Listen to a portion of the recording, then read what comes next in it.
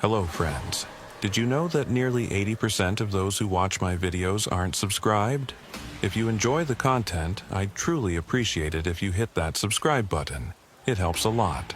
Also, don't forget to leave a like and share your thoughts in the comments.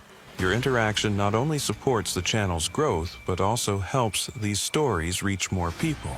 Thank you all for being here. By the way, where are you watching from? Let me know in the comments.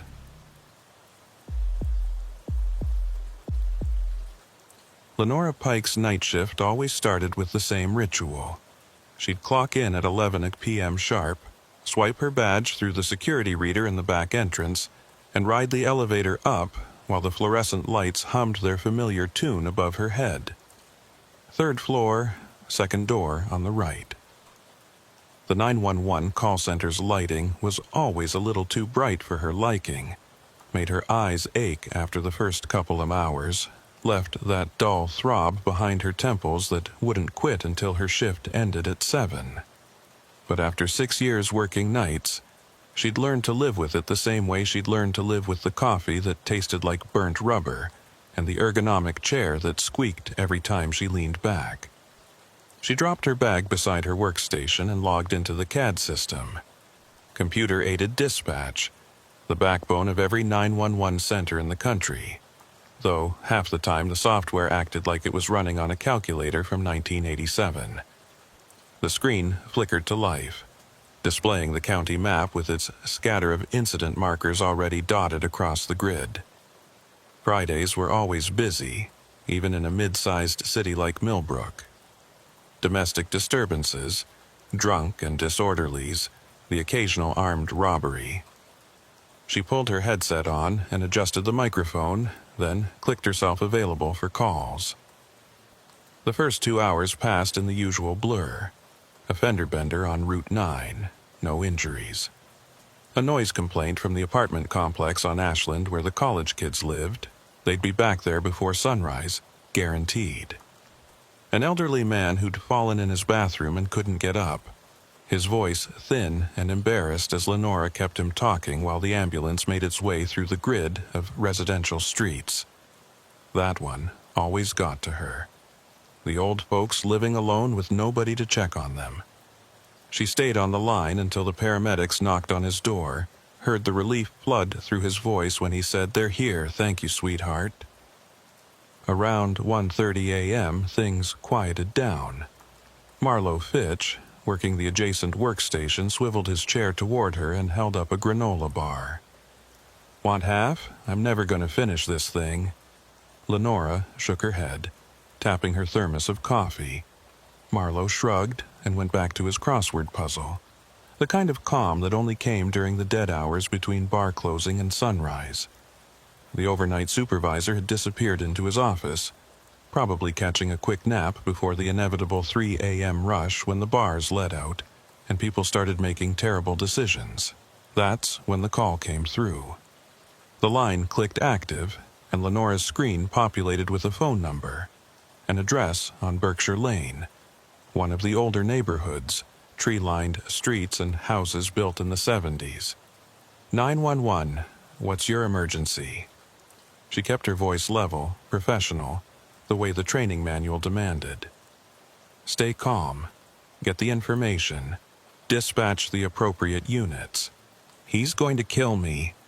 The woman's voice came through breathless, tight with panic. He said he's going to kill me this time. I need help, please. Okay, I need you to stay calm and tell me where you are. Lenora's fingers were already moving across the keyboard, pulling up the address details. Single-family residence. Registered to Thomas and June Ellery. No prior domestic violence calls on record, which didn't mean much. Plenty of people suffered in silence until something finally broke. "Are you June Ellery?" "Yes. Yes, that's me. Please send someone. He's in the garage, but he's going to come back in and..." The woman's voice cut off into a choked sob. "June, I'm sending officers to you right now. I need you to tell me, is he armed? Does he have any weapons?" Lenora was already flagging the call as priority, marking it for immediate dispatch. Her other hand hovered over the radio controls. I don't know, maybe he has guns in the safe, but I don't know if... Another sob, then something that sounded like a door slamming in the background. Oh God, he's coming. June, where are you in the house right now? Lenora kept her voice steady, even as her pulse kicked up. These calls were always a gamble. Always a question of whether the responding officers would arrive in time, or whether they'd be walking into something much worse. Can you get somewhere safe? Lock yourself in a room? That's when Lenora heard it. Another voice on the line, faint but distinct, speaking underneath June's panicked breathing. At first, she thought it was interference, some kind of crosstalk from another channel bleeding through. The county's 911 system was old enough that weird technical glitches happened sometimes. Phantom rings, static bursts, that electronic warble that made it sound like the call was underwater. But this wasn't static. This was words, clear as day, speaking in perfect synchronization with her own voice. Can you get somewhere safe? Lock yourself in a room? The echo came a fraction of a second after Lenora spoke, mimicking her exact inflection, her exact cadence. She froze, her finger hovering over the dispatch button. That wasn't possible. The system didn't create echoes like that. Conference calls sometimes generated feedback loops, but this was a direct 911 line from a landline. No conferencing capability. June, did you hear that? Lenora asked. Is someone else on the line? What? No, I don't. Please, just send help. June's voice rose to a near shriek. Lenora shook off the weirdness and hit the dispatch button, broadcasting the call details over the radio. All units, domestic disturbance in progress, 4725 Berkshire Lane. Caller reports active threat from husband. Possible weapons in the home. Unit to respond? The radio crackled. Control, this is Unit 23. We're 2 minutes out from that location. Responding. Lenora recognized the voice. Thad Rooker, one of the senior patrol officers who'd been working Millbrook streets for over a decade.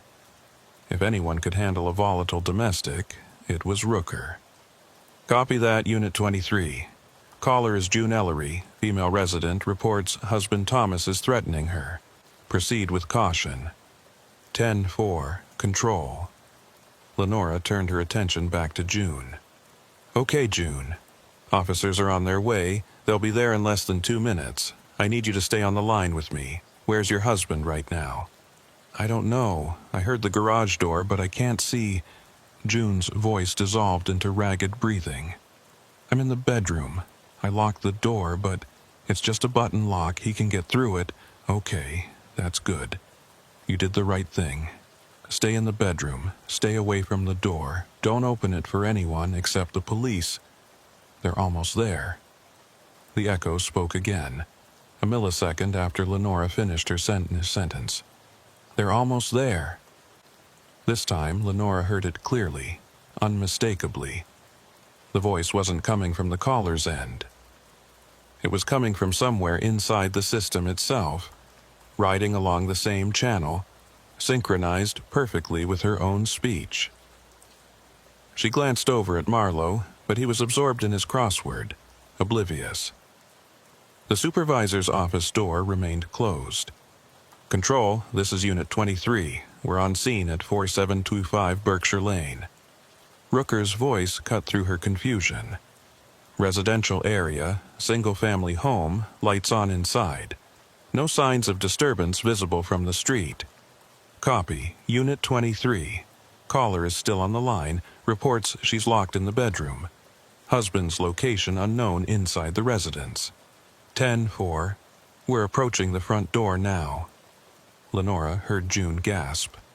I hear something downstairs. Oh God, is that them or is that him? June. The officers are at your front door. They're going to make contact with your husband if he answers. Just stay where you are. Lenora's mind was still half-focused on the echo, that impossible voice that shouldn't exist. She pulled up the system diagnostics on her second monitor, scanning for any indication of technical malfunction. Everything showed green, all channels operating normally. The radio crackled again. "Control, this is Unit 23. We have contact with male resident at the front door. He's denying any altercation, appears calm. Requesting permission to enter and check on the wife." Before Lenora could respond, the echo spoke. Requesting permission to enter and check on the wife. But this time, the voice spoke first.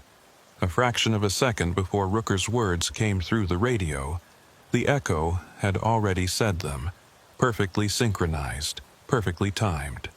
Lenora felt ice crawl down her spine. That wasn't possible. That wasn't how sound worked, wasn't how radio worked, wasn't how any of this worked. An echo, by definition, came after the original sound reflected back. It didn't anticipate. It didn't predict. Unit 23, proceed with entry. "June, the officers are coming in. They're going to want to talk to you, okay?" Lenora kept her voice steady through force of will. "Don't freak out," she told herself.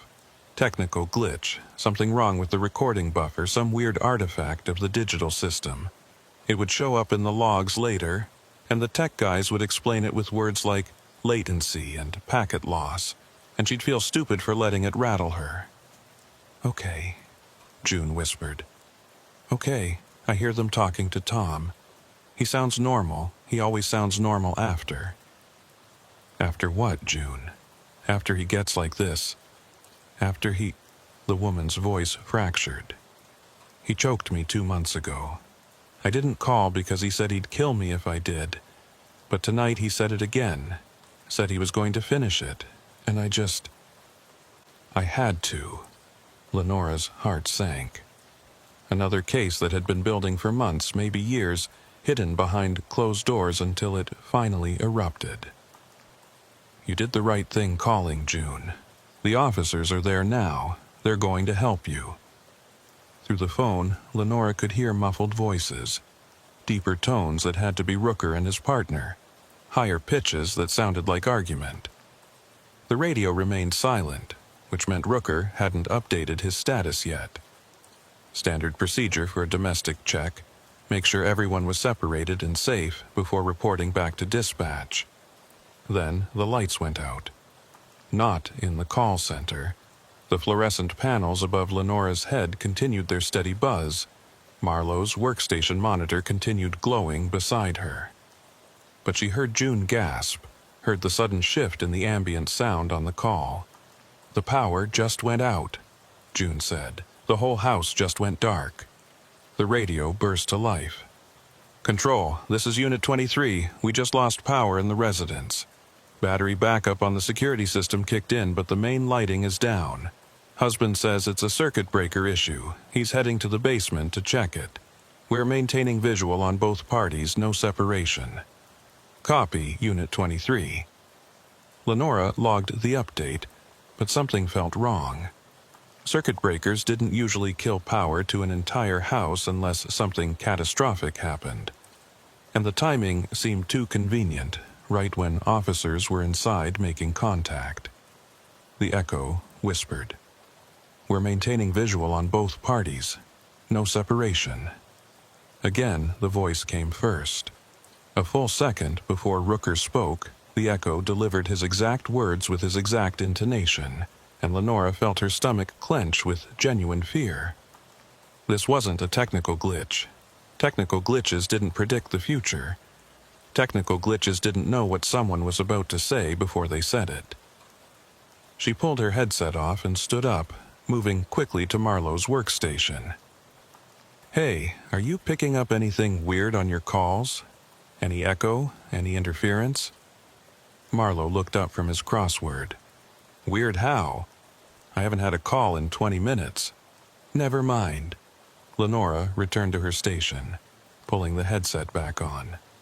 She could hear June's breathing, fast and shallow. Could hear distant sounds of movement inside the darkened house. "June, you still with me?" "Yes." "It's so dark. I can see lights from the police cars outside through the window, but inside it's There's an emergency light in the hallway, but that's all." "That's okay. The officers are still there. They're going to figure out what happened with the power." Even as Lenora said it, she felt the wrongness of the situation settling deeper. Officers didn't like being in unfamiliar houses when the lights went out. Too many places for threats to hide, too many variables they couldn't control, and a husband who conveniently had the lights die right when police showed up to investigate his wife's 911 call. That raised red flags. The radio. "Control, advise, we're having difficulty with communication. Radio seems to be experiencing some interference, lots of static on our end. Can you confirm you're receiving us clearly?" Lenora checked her board. All indicators showed strong signal strength. No reported interference on any channel. "Unit 23, Control is receiving you clearly. Are you hearing static on your transmission or ours?" "Both. Sounds like..." Rooker's voice crackled, breaking up for a moment. "Feedback or something. Never heard it do this before." The echo. "Never heard it do this before." This time, Lenora was watching her screen when the echo spoke, and she saw something that made her blood run cold. The timestamp on her CAD system showed 03:11:47 when the echo delivered Rooker's words. But when Rooker actually spoke them a second later, the timestamp showed 03:11:46. The system was running backward or forward, or somehow showing times that didn't match the actual progression of seconds. She watched the clock, watched it tick from 03:11:46 to 03:11:47 to 03:11:48, each second advancing normally. But the disconnect between what she'd heard and when the system said she'd heard it made her question reality itself. "June," Lenora said slowly, carefully, "I need you to tell me exactly what you see right now. The officers, your husband, where is everyone?"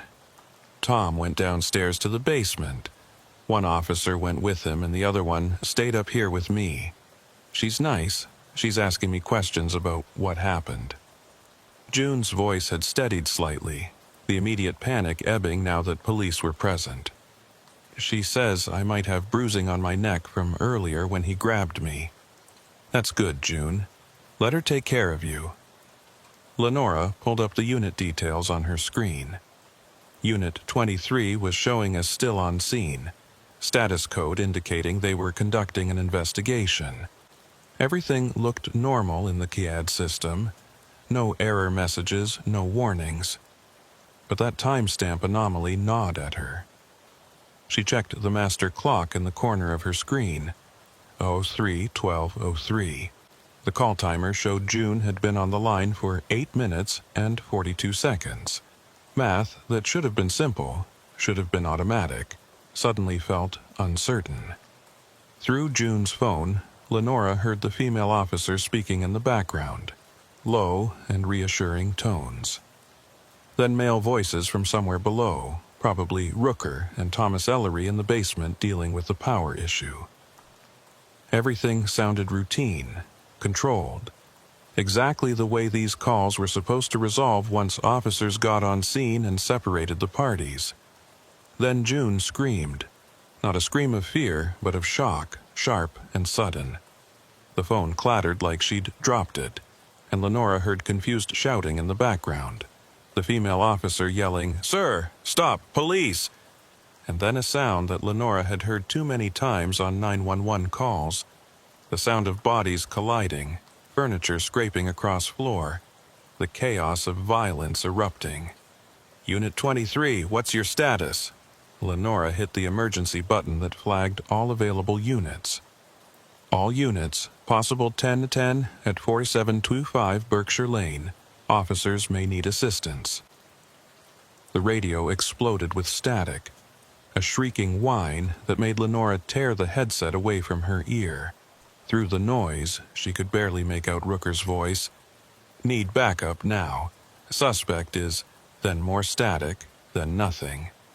Marlowe was standing now, moving toward his own console to start routing backup units.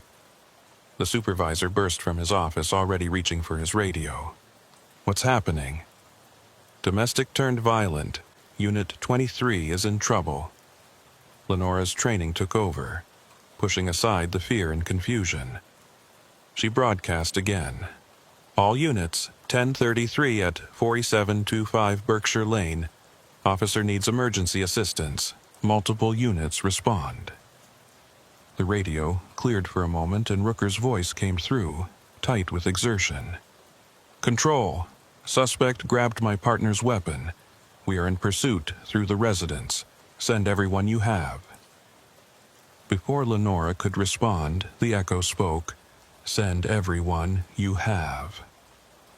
But the timestamp was wrong again. The system showed 03:13:02 when the echo spoke, but 03:12:58 when Rooker spoke. 4 seconds backward.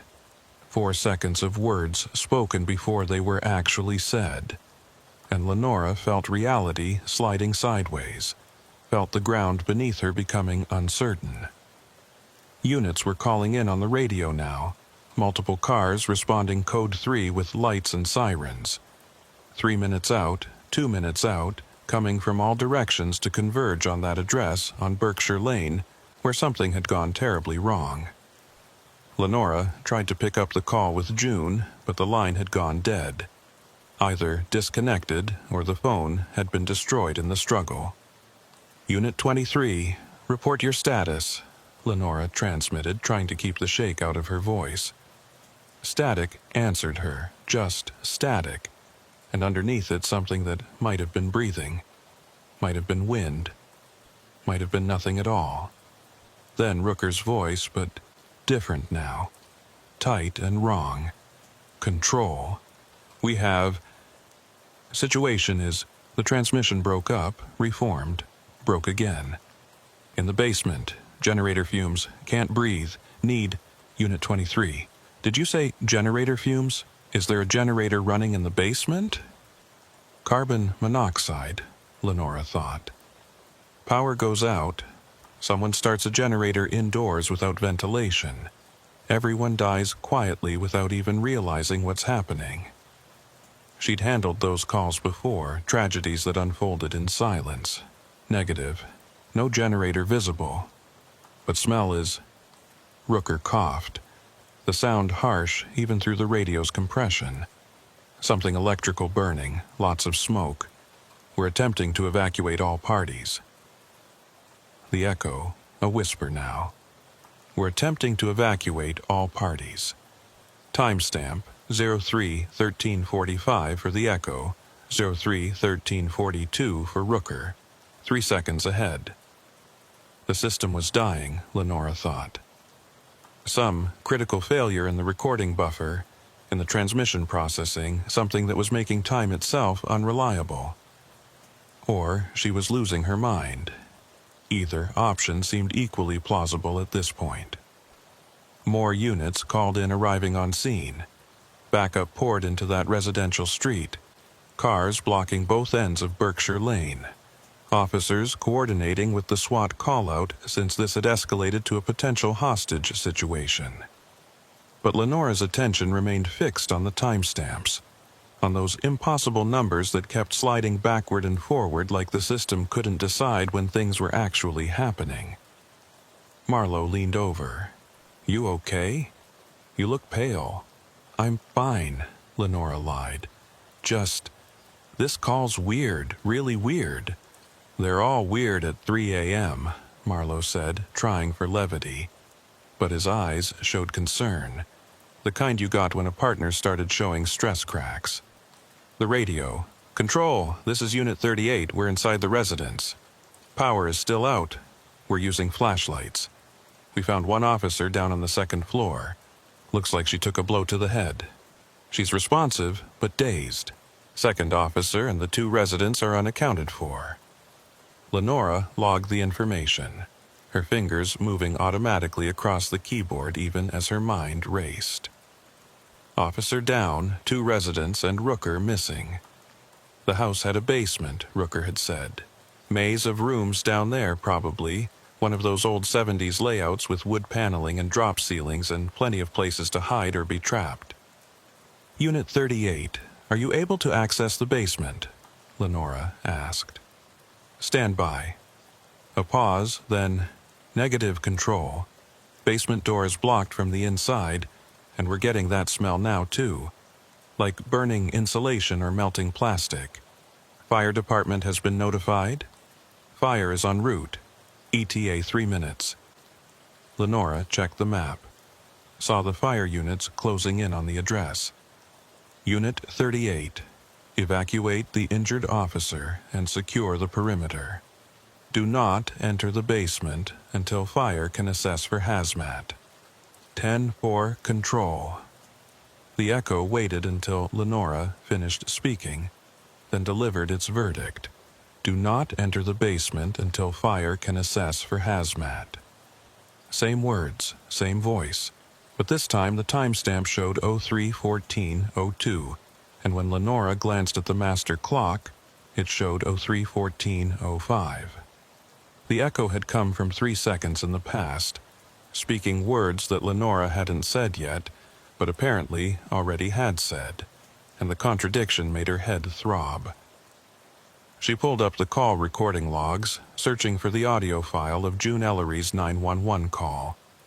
Every call was recorded automatically, stored both locally and in a backup server for quality assurance and evidence.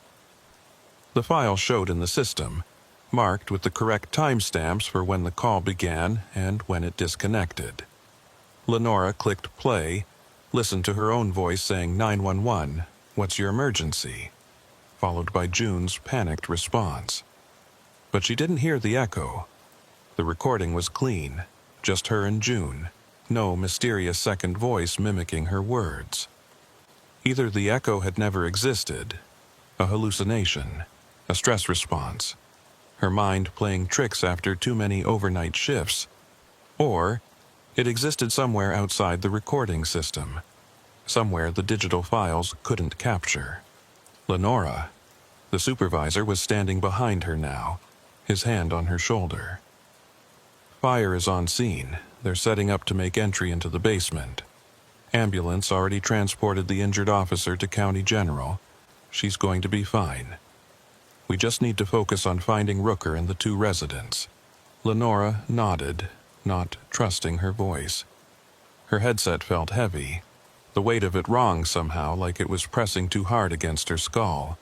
She wanted to tear it off, wanted to run from the console and never come back, but that would mean abandoning Rooker, abandoning June Ellery, abandoning everyone who depended on her voice being the calm in their chaos. The radio. "Control, this is Engine 7. We're at the basement door with breathing apparatus. Making entry now. Heavy smoke presence, visibility near 0. Minutes crawled by." Lenora listened to the firefighters calling out room clearances, listened to them penetrating deeper into the basement, listened to her own pulse hammering in her ears. The echo had gone silent, hadn't spoken since that last transmission, and somehow that silence felt worse than the impossible voice had been, like whatever was causing it had finished its work and moved on. "Control, Engine 7. We have located 3 individuals in the basement, all unconscious. Beginning evacuation now." Relief flooded through Lenora so intensely she felt dizzy. "Copy, Engine 7. Are they breathing? Do you have status?" "All 3 have pulse and respiration. Appears to be smoke inhalation. We're getting them out now. Ambulances are standing by." The supervisor squeezed Lenora's shoulder. "Good work. You kept everyone calm, got the right resources there. This is going to turn out okay." But Lenora couldn't shake the feeling that something was deeply, fundamentally wrong. She watched the units clearing from the scene, watched the ambulances transporting Rooker and Thomas and June Ellery to the hospital, watched the fire department ventilating the basement and searching for the source of the smoke.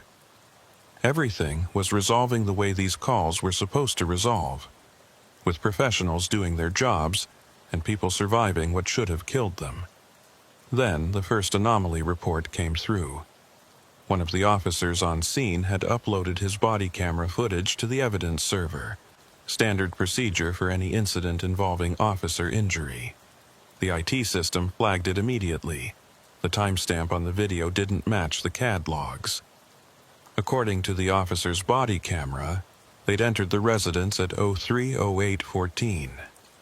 According to the KD system, they'd arrived on scene at 03:11:22.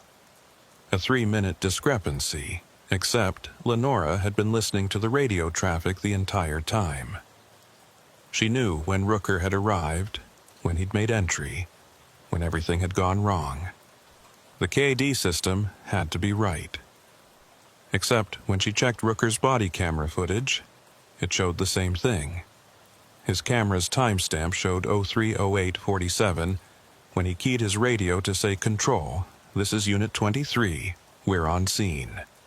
But the CAD system had logged that transmission at 03:11:02, and Lenora's recording of the radio traffic matched the CAD timestamp, not the camera timestamp. Two different timelines, both claiming to be true, both with evidence to support them. Lenora felt something cold settle in her chest. Some recognition that she'd stumbled into something that shouldn't exist. Some crack in the foundation of reality itself. She clicked through more of the footage. All the body cameras from all the responding officers showed timestamps that didn't match the CAD system. Some were minutes apart, some were seconds, but none of them aligned. And in the background of one video, barely audible, she heard it. That same echo, speaking in her voice, saying words she hadn't said yet but apparently had already spoken in some other version of events. Marlowe was logging off his console, getting ready for the shift change. The supervisor was in his office typing up the incident report. The normal routine of the call center was reasserting itself, the crisis resolving into paperwork and procedure. But Lenora sat frozen at her workstation, staring at the timestamps that refused to make sense, listening to the recording of her own voice speaking words that existed in two times at once.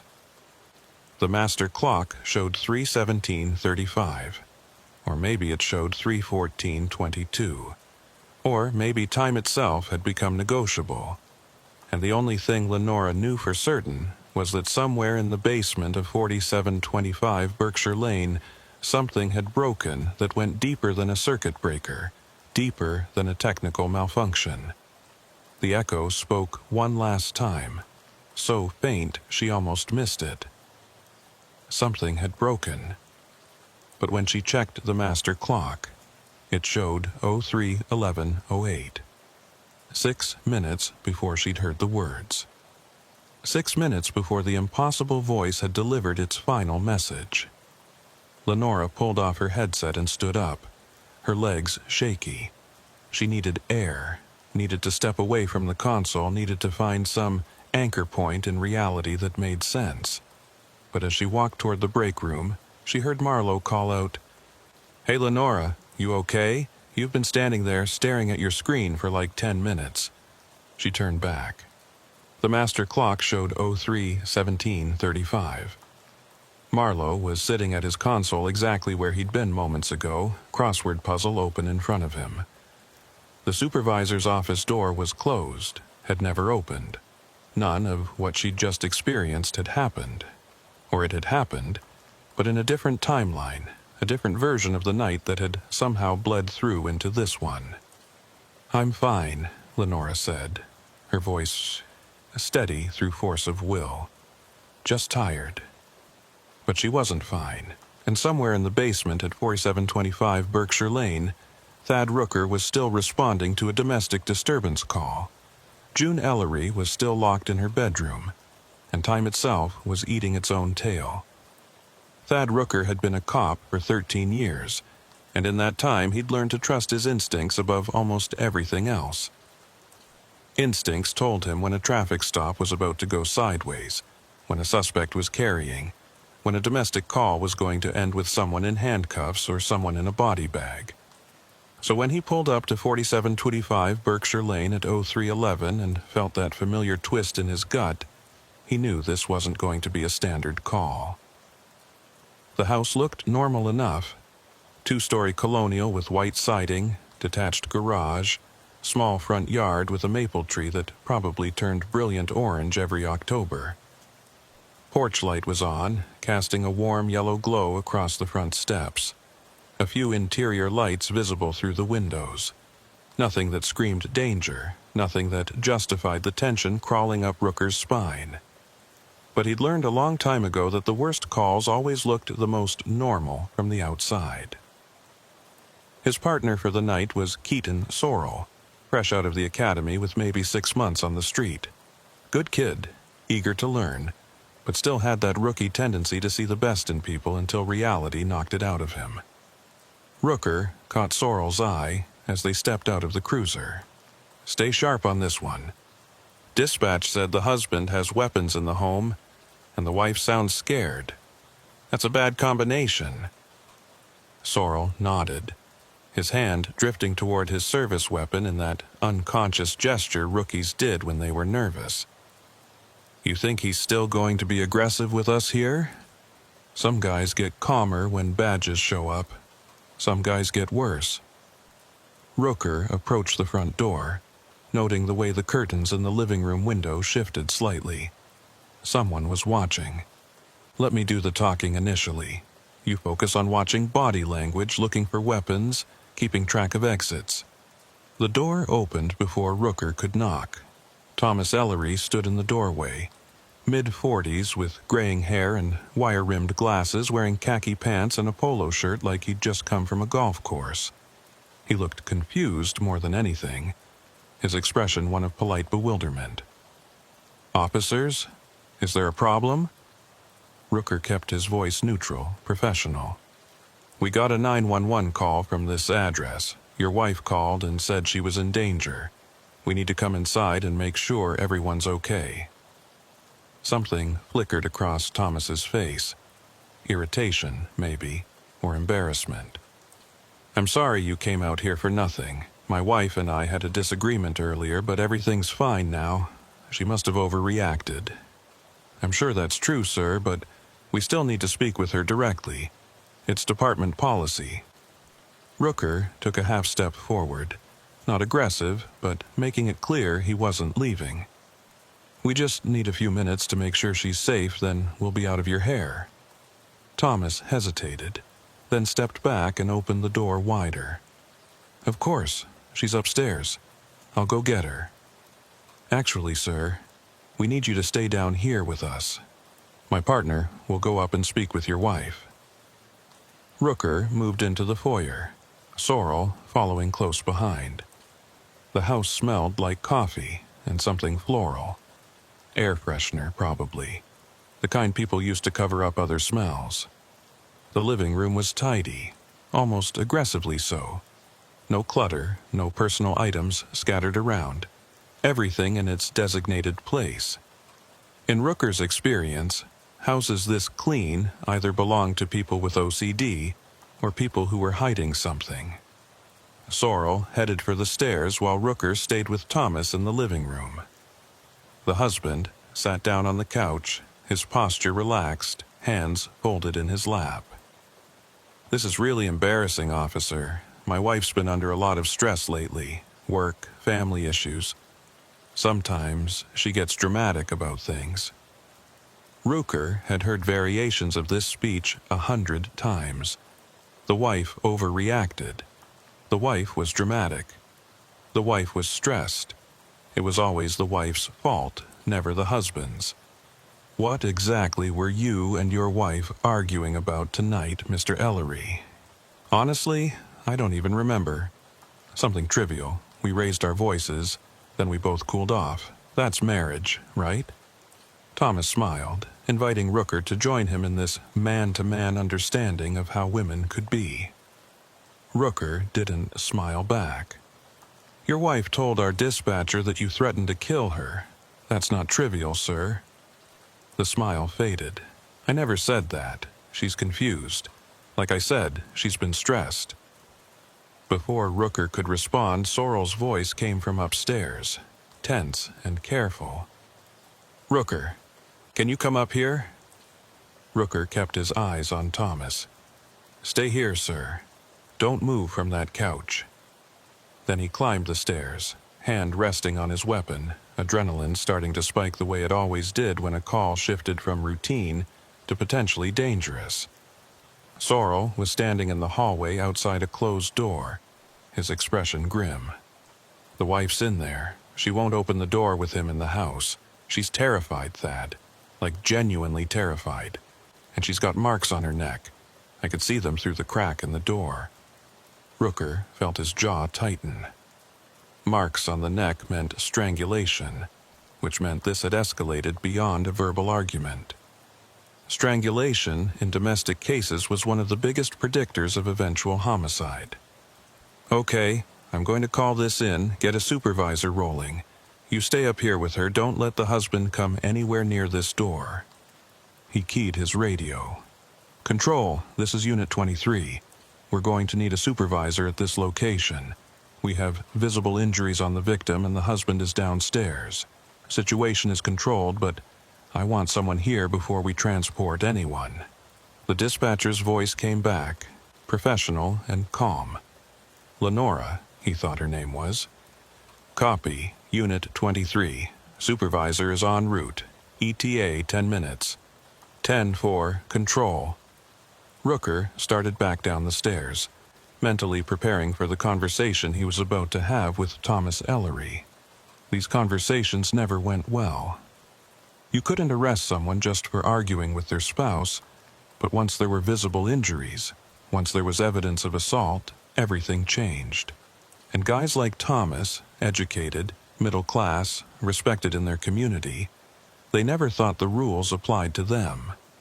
Halfway down the stairs, the lights went out. Not just the lights in the house, but everything. The sudden darkness was so complete that Rooker froze, hand automatically moving to his flashlight. He heard Thomas stand up from the couch, heard the man's voice calling out with what sounded like genuine surprise. "What the hell?" "The power just went out." Rooker flicked on his flashlight, the beam cutting through the darkness. "Mr. Ellery, I need you to stay where you are. Don't move." "It's probably the circuit breaker. This house has old wiring, it trips sometimes." Thomas was already moving toward a door near the kitchen. "The breaker panel is in the basement. I'll go reset it." "Sir, stop. Stay where you are." Rooker's voice carried the tone that usually made people freeze, the command voice they taught in the academy. But Thomas either didn't hear it or chose to ignore it, pulling open the basement door and starting down the steps. Rooker swore under his breath and followed, his flashlight beam bouncing off concrete walls and exposed pipes. The basement was unfinished, just bare concrete and storage boxes and the mechanical systems of the house. The air smelled wrong down here.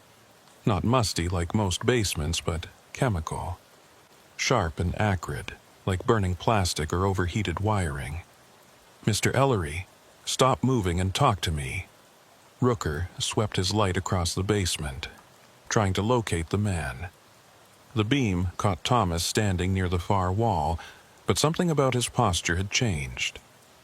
The polite confusion was gone, replaced by something harder, more alert. "There's no problem with the breaker," Thomas said, quietly. "The power's out because I cut the main line." Rooker's hand moved to his weapon. "Sir, I need you to step away from the wall and put your hands where I can see them." Thomas turned, and in the flashlight beam, Rooker saw the man's expression had transformed completely. The mild-mannered husband was gone. What remained was cold calculation, eyes flat and assessing. "You don't understand what's happening here, officer. None of you do. What I understand is that your wife called 911 because she was afraid of you, and she has marks on her neck that suggest you put your hands on her. So right now you need to comply with my instructions, or this is going to get a lot worse for you." "Worse?" Thomas laughed, a sound with no humor in it. "It's already as bad as it can get. Do you smell that? That's not electrical burning, that's something else." Rooker did smell it. that chemical odor getting stronger by the second. And now that Thomas mentioned it, it didn't smell like electrical fire. It smelled organic somehow, like decomposition mixed with cleaning solvents. His radio crackled, Sorrel's voice tight with concern. "Rooker, what's going on down there? The wife says her husband has been acting strange for weeks, talking about things that don't make sense." Before Rooker could respond, Thomas moved. Not toward Rooker, but toward a workbench on the opposite wall, reaching for something in the shadows. Rooker's training took over, weapon drawn, flashlight and gun aligned in the Harry's technique. "Show me your hands, now!" Thomas's hand emerged holding not a weapon, but a small digital recorder, the kind people used for meetings or lectures. He held it up in the flashlight beam like an offering. "You want to know what's really happening? Listen to this." He pressed play. The recording started with silence, just ambient noise and what sounded like breathing. Then a voice, male and frightened. "I don't know if anyone will hear this, but I have to try. My name is Thomas Ellery, and I'm recording this on October 8th. If you're hearing this, I'm probably already dead." Rooker kept his weapon trained on the real Thomas, the man standing in front of him. The voice on the recording continued. "Something's wrong with time in this house. I know how that sounds, but I've documented it. Clocks running backward, recordings that predict conversations before they happen, shadows that move independently of their source. My wife doesn't see it. Or maybe she does and she's pretending not to. But I see it, and I think it's getting worse." The real Thomas smiled in the flashlight beam. "That's not me talking. That's the me from 6 days ago, or 6 weeks ago, or 6 minutes ago. Time doesn't work right here anymore, officer. It loops and folds, and sometimes it runs in multiple directions at once. Sir, I need you to put the recorder down and step toward me slowly." Rooker's finger rested on the trigger guard, every muscle tense. The guy was having some kind of psychotic break. That was the only explanation. Stress, maybe drugs, maybe an underlying mental condition. But Rooker had seen people in psychotic states do incredibly violent things, and he wasn't taking any chances. The recording continued. "I tried to leave.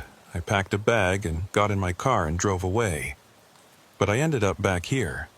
Not because I turned around, but because the road just looped, like a Mobius strip. I drove for 3 hours and ended up in my own driveway. June didn't even notice I'd been gone. When I asked her about it, she looked at me like I was crazy. That's enough." Rooker moved forward, reaching for his handcuffs. "Thomas Ellery, you're under arrest for assault. Put the recorder down and turn around." Thomas didn't resist as Rooker cuffed him, didn't say anything as Rooker began to guide him back toward the basement stairs. But as they reached the bottom step, the man spoke again, his voice eerily calm. "You're going to die in this house, officer.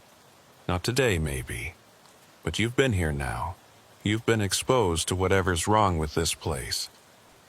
It'll follow you. It'll find you when you're alone in your patrol car at 3 a.m., and you'll hear yourself on the radio saying things you haven't said yet, and you'll start to wonder which version of time is real." Rooker pushed him up the stairs without responding, but Thomas's words settled into his mind like ice water. He keyed his radio. "Control, this is Unit 23. I have the suspect in custody.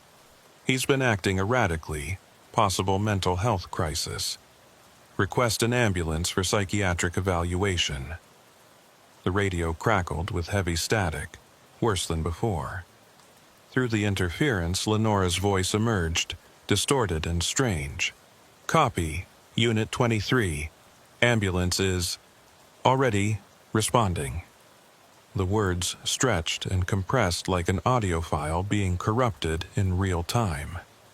Sorrel met them at the top of the stairs, helping to guide Thomas toward the front door. The injured officer, Rooker couldn't remember her name, was helping June Ellery down from the bedroom, the woman wrapped in a blanket and shaking. In the beam of their flashlights, Rooker could see the bruising on June's neck, dark purple shadows that would take weeks to fade. But he could also see something else. The bruises were arranged in a pattern that didn't quite make sense. Handprints, yes, but the positioning was wrong. The angle was wrong. It looked less like someone had choked her and more like... what? Like she'd been grabbed by hands that didn't exist in normal three-dimensional space, hands that could reach through and around and somehow apply pressure from impossible directions. Rooker shook his head, clearing the thought. Lack of sleep, the stress of the call, Thomas's psychotic ramblings getting into his head. That was all. The bruises were just bruises, applied by a man who'd attacked his wife in a moment of rage or control or whatever twisted logic domestic abusers use to justify their violence. They got everyone outside just as backup units started arriving. 3 patrol cars and a supervisor's vehicle flooding the street with red and blue light. The supervising sergeant, a veteran named Violet Cormack who'd been on the force longer than Rooker had been alive, took one look at the scene and started issuing orders. Sorrel, get the wife to the ambulance for evaluation. Rooker, walk me through what happened. Rooker gave her the summary while Thomas sat handcuffed in the back of a patrol car, staring straight ahead with that same unsettling calm. When Rooker mentioned the recording, the claims about time not working right, Cormac's expression hardened. Sounds like a psych hold on top of the assault charges. We'll let the hospital sort out what's real and what's delusion. Sergeant, there's something else. Rooker hesitated, unsure how to articulate what he'd experienced. The radio interference down in the basement. It was really bad, and the smell, it wasn't electrical burning. I don't know what it was, but it wasn't normal. Cormac studied him for a moment. You feeling okay, Rooker? No dizziness? No nausea? I'm fine. Just saying the house felt wrong. Houses don't feel wrong. Houses are houses. Suspects have psychotic breaks and attack their wives, and we arrest them. That's the job. But even as Cormac said it, her eyes drifted toward the darkened windows of 4725 Berkshire Lane, and Rooker saw something in her expression that suggested she wasn't entirely convinced by her own words. The fire department arrived to investigate the smell and the power outage, their trucks adding to the chaos of lights and movement on the quiet residential street. Neighbors were starting to emerge from their houses, drawn by the commotion, standing in their driveways in robes and pajamas to watch the show. Rooker had seen it 100 times before, the way people were simultaneously horrified and fascinated by violence in their midst, the way they'd gossip about it for weeks, but would never admit to enjoying the drama. One of the firefighters emerged from the house 20 minutes later, pulling off his breathing mask with a puzzled expression. He found Cormac and Rooker standing by the patrol car. We found the source of the smell. There's something in the crawl space under the basement. Looks like an animal died down there weeks ago and decomposed. Probably a raccoon or a large possum. That combined with some kind of gas leak from the water heater, carbon monoxide most likely, that's what you were smelling. Carbon monoxide? Rooker felt his stomach drop. How much exposure are we talking about? Hard to say without testing, but the concentrations were high enough to cause confusion, hallucinations, altered mental state. Anyone who was in that basement for more than a few minutes would have been affected. The firefighter glanced toward Thomas in the patrol car. If your suspect was spending time down there, the CO poisoning could explain the erratic behavior. Cormac swore under her breath. So what? We're supposed to believe the guy attacked his wife because he was hallucinating from carbon monoxide. I'm just telling you what we found, Sergeant. Whether it's relevant to your case, that's your call. The firefighter moved back toward his truck. leaving Rooker and Cormac staring at each other in the wash of emergency lights. Rooker's radio crackled. "Unit 23, this is Control. I need you to verify something for me. Your body camera shows you arriving on scene at 0308, but our CLAD system logged your arrival at 0311. Can you confirm which is accurate?" Rooker checked his watch, then his body camera display. The timestamps didn't match. His camera said 0331.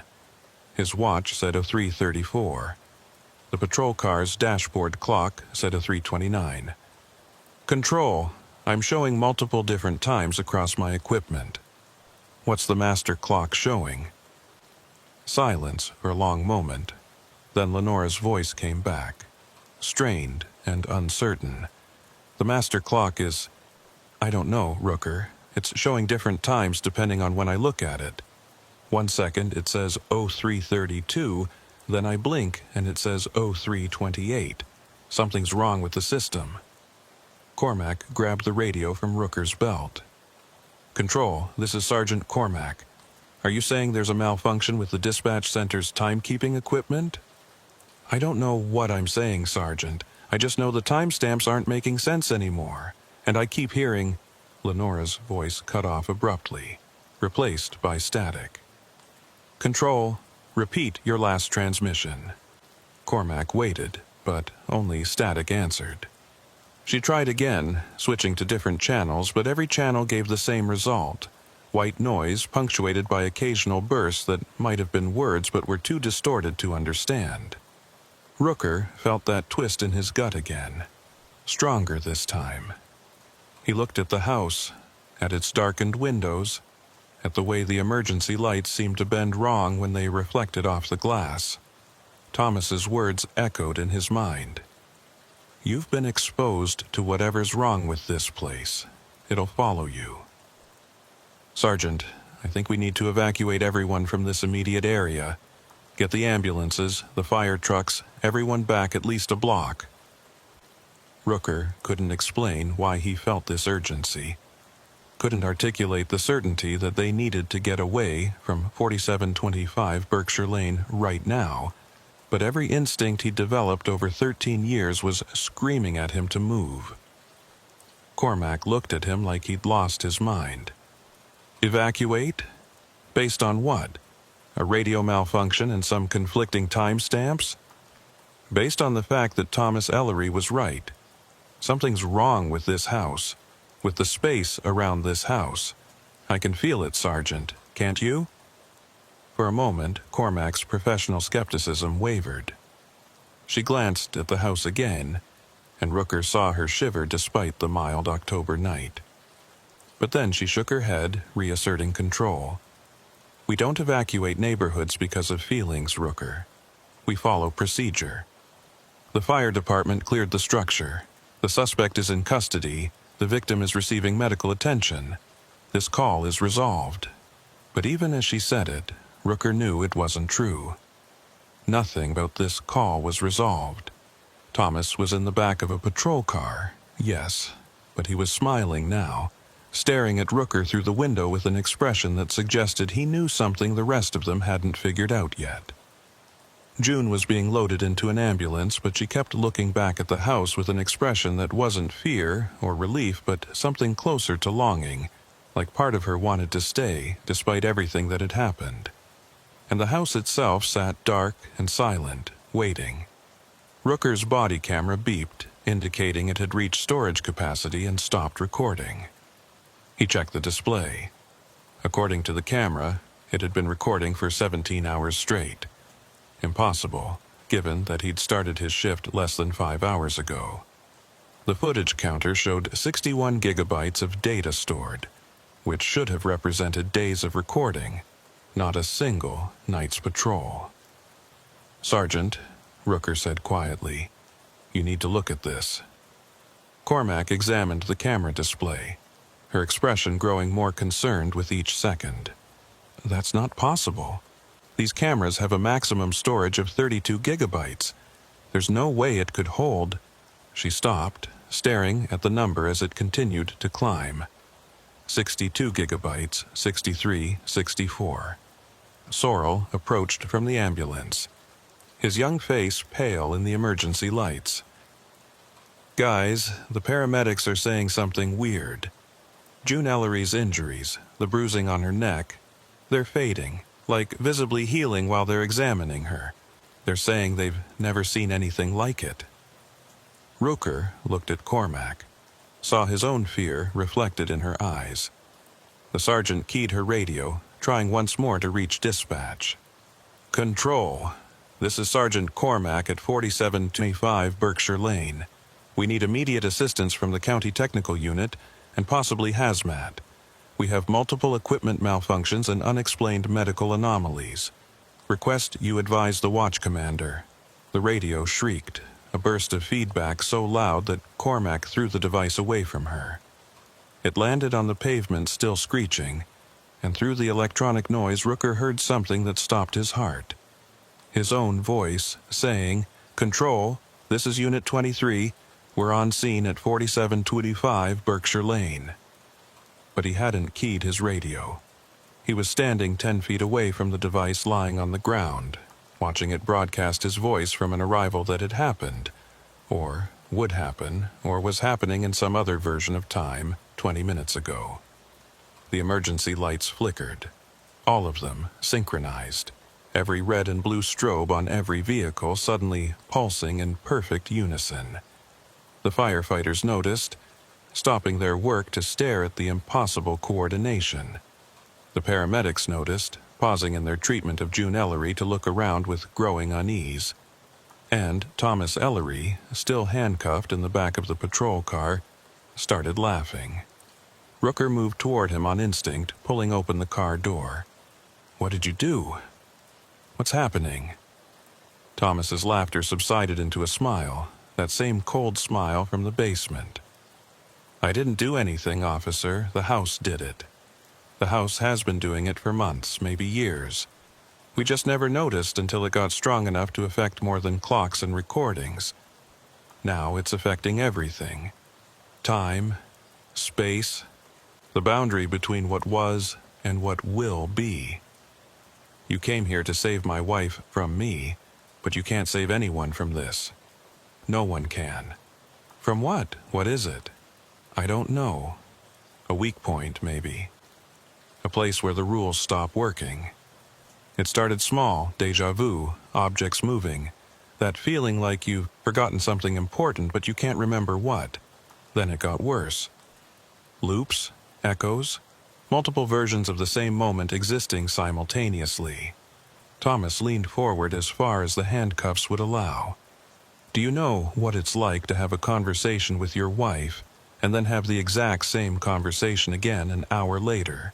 Except this time you both remember having it before, but you're still having it again. Do you know what it's like to watch yourself walk up the stairs while you're standing at the bottom watching?" Rooker stepped back from the car, his mind reeling. Carbon monoxide hallucinations, he told himself. Mass hysteria. Technical malfunctions. There had to be a rational explanation, had to be something that made sense within the normal rules of reality. But his radio was still broadcasting his voice from 20 minutes ago, and his body camera was still recording hours that hadn't happened, and June Ellery's injuries were healing before anyone's eyes, and somewhere deep in his gut, Rooker knew that Thomas was telling the truth. The house at 4725 Berkshire Lane had become something else, something that didn't follow the normal laws of cause and effect, something that made time negotiable and reality flexible. And everyone who'd entered it, everyone who'd been exposed to whatever force or anomaly or impossible thing lived inside those walls, was now infected with that same instability. Cormac was on her cell phone now, calling the watch commander directly since the radio had become useless. Sorrel was standing by the ambulance staring at his own hands, like he wasn't sure they were real. The firefighters were packing up their equipment with unusual haste, their professional calm replaced by an obvious desire to leave this place as quickly as possible. and Rooker stood in the middle of Berkshire Lane at 03 something or other in the morning, watching the emergency lights pulse in impossible synchronization, and wondered if he would ever be able to trust his own perception of time again. Thomas's voice drifted from the patrol car, quiet and almost sympathetic. "It's in you now, officer, in all of you. You'll think you're fine at first. You'll go home, write your reports, testify in court about the domestic violence suspect you arrested. But then you'll notice things. Your watch running backward, your voice on the radio before you transmit, conversations you swear you've already had, and you'll realize that 4725 Berkshire Lane isn't a location anymore. It's a condition, and you're carrying it with you wherever you go." Rooker wanted to respond, wanted to deny it, wanted to insist that once they left this place everything would return to normal, but he couldn't make himself believe it. He checked his watch again. 0341, or 0338, or 0345. The numbers kept changing depending on when he looked, and he couldn't tell anymore which time was real, if any of them were real, if time itself was just a convenient fiction that had temporarily stopped applying. The ambulance pulled away with June Ellery inside, its siren starting the slow fade as it headed toward County General. Other units began clearing out, the supervisor releasing them to return to patrol now that the immediate crisis had been contained. Within 20 minutes, only Rooker's car and Cormac's supervisor vehicle remained on Berkshire Lane, along with Thomas still sitting handcuffed in the back seat. Cormac approached Rooker, her expression carefully neutral. "The watch commander is sending someone from Internal Affairs to debrief everyone who responded to this call.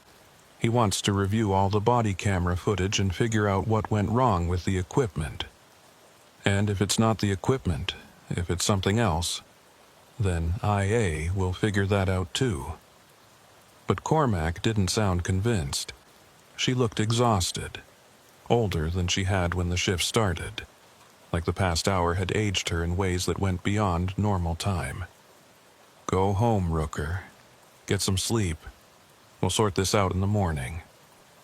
Rooker wanted to point out that it already was morning, or would be soon, or had been for hours, depending on which clock you believed. But he was too tired to argue, too overwhelmed by the impossibility of what he'd experienced. He got in his patrol car, started the engine, and pulled away from 4725 Berkshire Lane without looking back. But Thomas's words followed him. "It's in you now, in all of you." And as Rooker drove through the empty streets of Millbrook, he heard his own voice on the radio saying, "Control, this is Unit 23, we're on scene." Even though he was miles away from the scene, miles and minutes and moments away, or maybe he was still there, would always be there, trapped in the loop of a call that had already happened and was still happening and would happen again in some version of time that didn't follow the rules anymore. His dashboard clock showed 0415, then 412, then 418, and Rooker realized that Thomas had been right about everything. Lenora Pike sat in the Internal Affairs interview room at 9 o'clock a.m., or at least that's what the wall clock claimed. Her shift had ended at 7 o'clock, but she'd been asked to stay for the debriefing along with every other dispatcher and officer who'd been involved with the Berkshire Lane call. The room smelled like stale coffee, and the kind of institutional anxiety that accumulated in places where careers went to die. Across the table sat Lieutenant Hollis Brandt, a 20-year veteran of IA who'd built a reputation for being thorough, fair, and completely immune to bullshit. He had her CAD logs spread across the table, printouts marked with yellow highlighter showing the timestamp discrepancies. "Walk me through it again, Ms. Pike. The caller, June Ellery, contacted 911 at what time?" 030917, according to the initial log. Lenora's voice was hoarse from 6 hours of talking to panicked callers and confused officers. She reported that her husband was threatening her, said she feared for her life. And Officer Rooker arrived on scene at what time? That's where it gets complicated, Lieutenant. The CAD system logged his arrival at 03:11:22, but his body camera timestamp shows 03:08:14, a 3-minute discrepancy. Brandt tapped the printout with his pen. Technical glitch.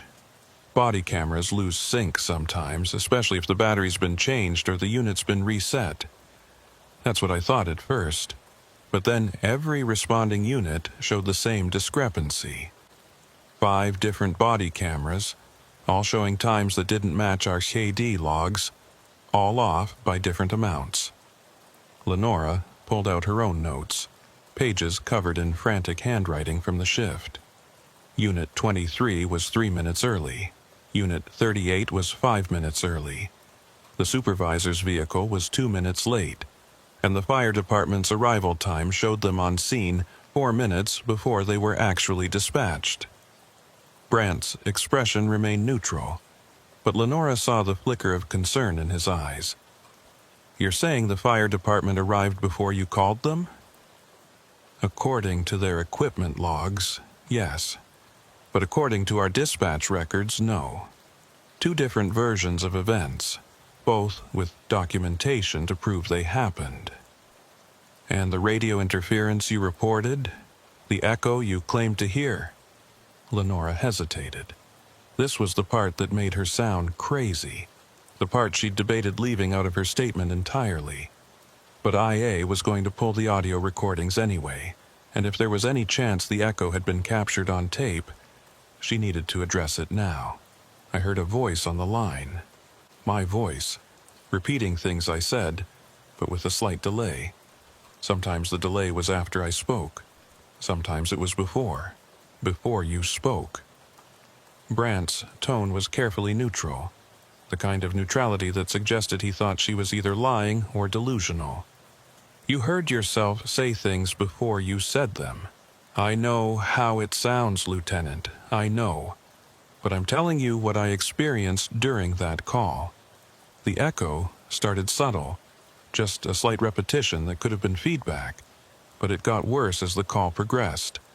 By the end, the echo was speaking full seconds before I did, saying my exact words in my exact voice. And yet the audio recordings show nothing. No echo, no doubled voice, just you and the caller." Brandt slid a transcript across the table. "We've had 3 different technicians analyze the recordings. All of them confirm there's no anomaly in the audio."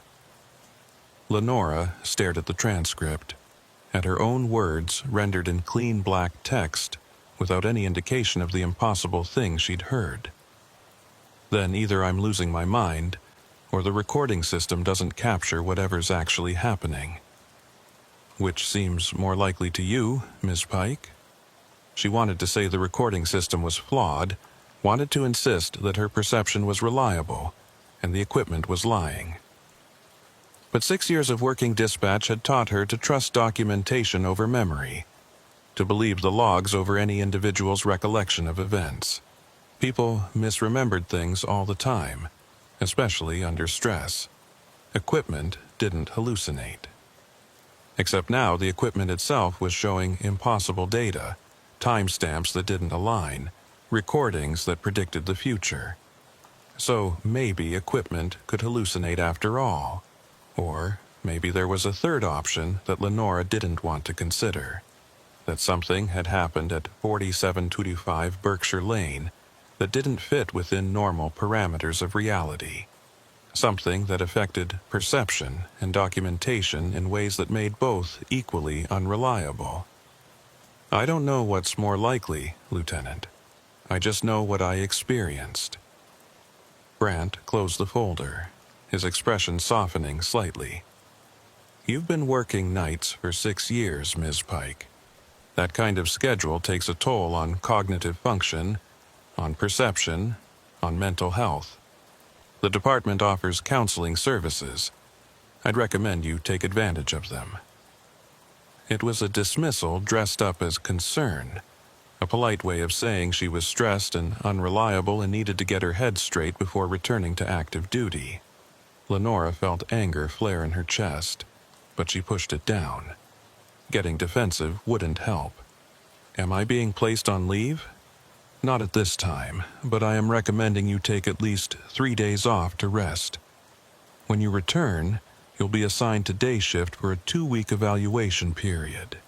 If you continue to report perceptual anomalies, we'll need to have a more serious conversation about your fitness for duty. Lenora stood, gathering her notes. Is Officer Rooker being given the same recommendation? Officer Rooker's interview is ongoing, but between you and me? Brandt leaned back in his chair, suddenly looking very tired. Every person who responded to that call is reporting something impossible. Different impossibilities, different anomalies, but all of them insisting that something was fundamentally wrong at that location. So, either we have a mass hysteria event involving trained professionals, or we have the equipment failure affecting multiple independent systems, or, he trailed off, leaving the third option unspoken. Or, something actually was wrong, Lenora finished. I didn't say that. I can't say that. Because there's no protocol for something was wrong in a way that violates basic physics. Brandt rubbed his eyes. Go home, Ms. Pike. Get some rest. Try not to think about this call for a few days. But Lenora knew she wouldn't stop thinking about it. The echo was still in her head, that impossible voice speaking her words before she said them.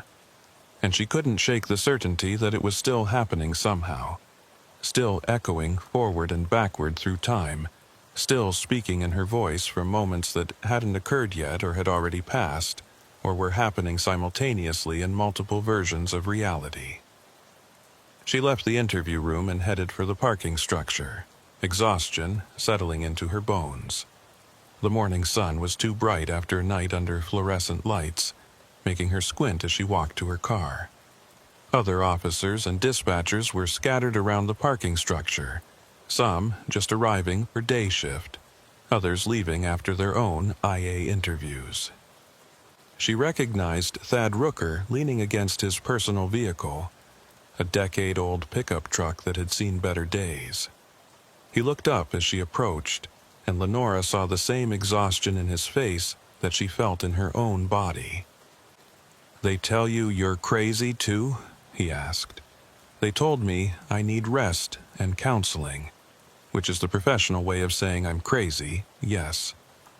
Lenora stopped a few feet from his truck. Did they tell you about the body camera footage? 17 hours of recording in a 5-hour shift. Footage that shows me arriving at locations before I was dispatched, having conversations that haven't happened yet, clearing scenes that are still active. Rooker laughed, but there was no humor in it. IA's official position is that the cameras malfunctioned, all of them, simultaneously, in ways that have never been documented before. And your unofficial position?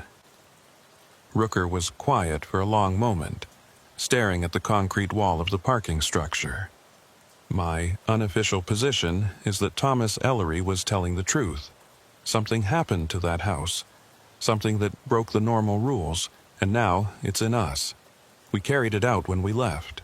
Lenora felt a chill despite the warm morning air. You're still experiencing anomalies? My watch has been running backwards since I left that call. Slowly, just a few seconds every hour, but it's consistent. And twice on the drive home I heard myself on the radio calling out my location before I actually transmitted. The dispatch center confirmed they received the transmissions, but according to their logs, I sent them from places I hadn't reached yet. He looked at her directly. You're still hearing the echo, aren't you? She wanted to deny it, wanted to maintain the professional distance that suggested she was fine and stable and ready to return to duty. But something in Rooker's expression told her he'd see through the lie, and more importantly, he'd understand the truth. Yes, it's quieter now, but it's still there. Sometimes when I'm talking, I hear myself a fraction of a second before the words come out of my mouth. Like there's a version of me slightly ahead in time, speaking the same words. We need to go back. Rooker said it flatly, matter-of-factly, like he was suggesting they grab coffee. To the house. We need to figure out what's actually happening before it gets worse. You think it's going to get worse? I think whatever started in that house is spreading. Time anomalies, perception distortions, recordings that don't match reality. Those are symptoms. And symptoms don't usually get better on their own. They progress. Rooker pushed off from his truck. I've got 3 days of forced leave before they'll let me back on the street. That gives us time to investigate without the department breathing down our necks. Lenora should have said no. Should have gone home, taken the sleeping pill her doctor prescribed for night shift workers, and tried to sleep away the memory of that impossible call. But she knew Rooker was right. The anomalies weren't going to stop just because IA had filed them away as equipment malfunctions and stress-induced hallucinations. Whatever had started at 4725 Berkshire Lane was still active, still spreading, and ignoring it wouldn't make it go away. Okay, she heard herself say, but we need to be smart about this. If we go back to that house during our suspension and something happens, the department won't back us up. We'll be on our own. We're already on our own. IA thinks we're crazy.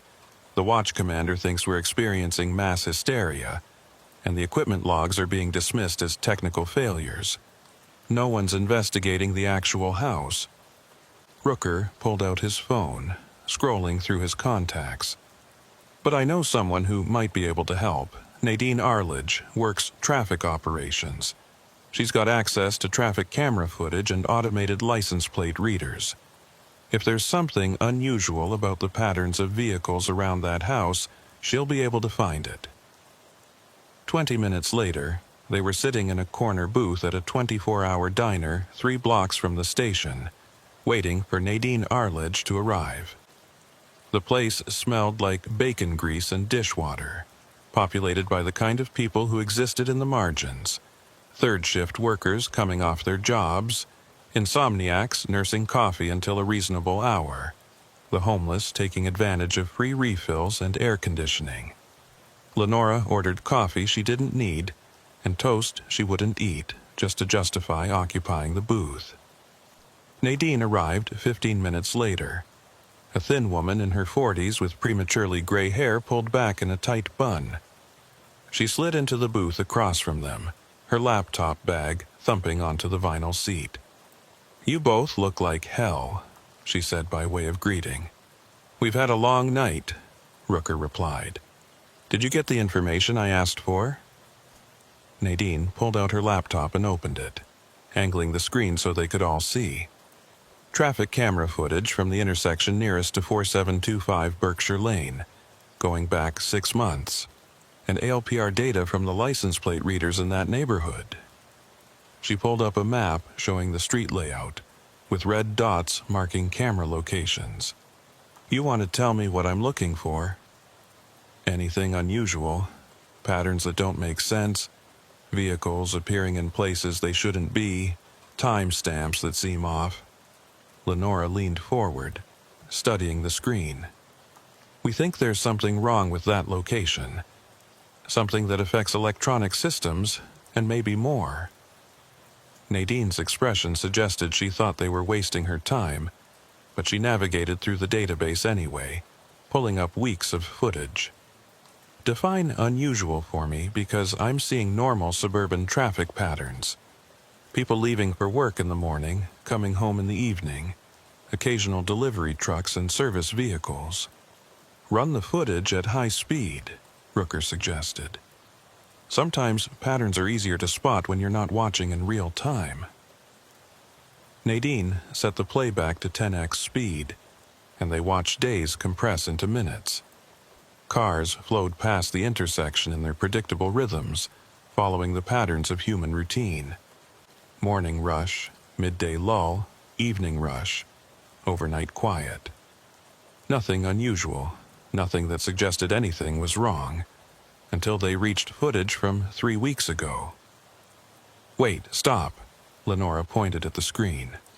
Go back about 30 seconds and play it at normal speed. Nadine rewound the footage and let it play. The timestamp showed 2:47 a.m. on a Tuesday night. A single vehicle appeared in frame, a dark sedan heading north on Berkshire Lane. It passed through the intersection, disappeared from view, and then, 5 seconds later, appeared again from the same direction, passing through the intersection a second time. Camera glitch, Nadine said. Happens sometimes when the buffer gets corrupted.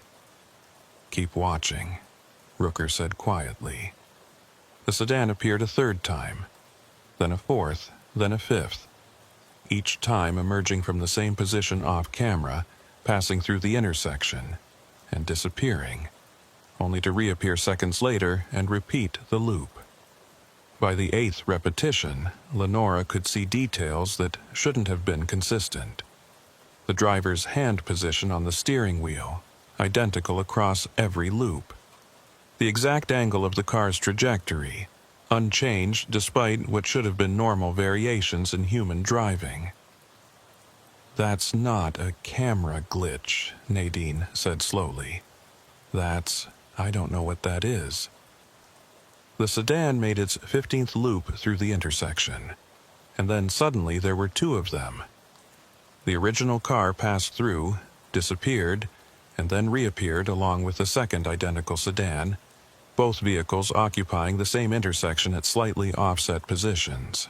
They continued through the frame together, twin vehicles in impossible synchronization, and then there were 3, then 4, until the intersection was filled with dark sedans, all identical, all moving through the same path with microsecond variations in timing. Then, abruptly, they all disappeared.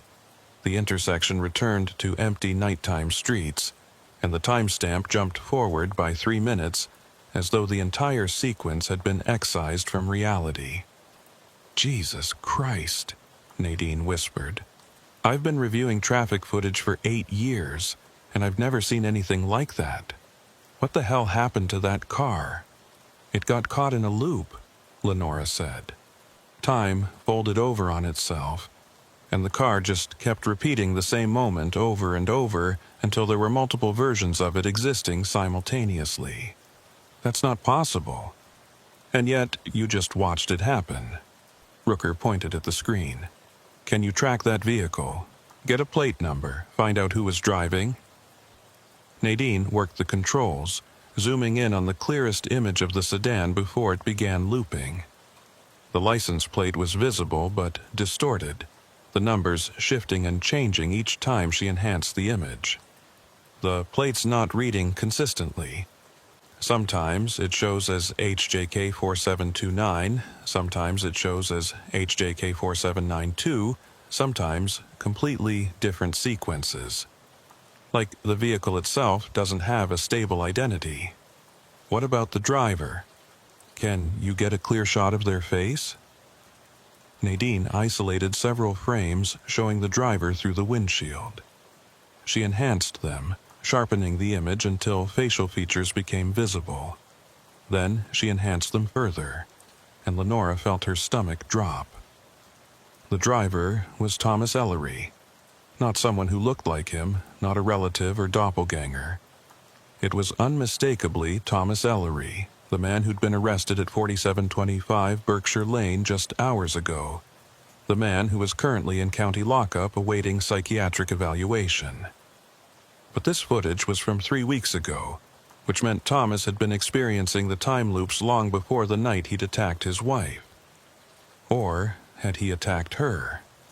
If time was looping, if multiple versions of events were happening simultaneously, then maybe the Thomas who'd been arrested was from a different iteration, a different loop in the sequence. Maybe there were multiple Thomas Ellerys, all existing at slightly different points in the timeline, all experiencing the same nightmare from different perspectives. This is insane, Nadine said. If I show this to my supervisor, they'll think I doctored the footage. Hell, I'm looking right at it and I'm not sure I believe it's real. It's real. Rooker's voice was grim. And it's getting worse.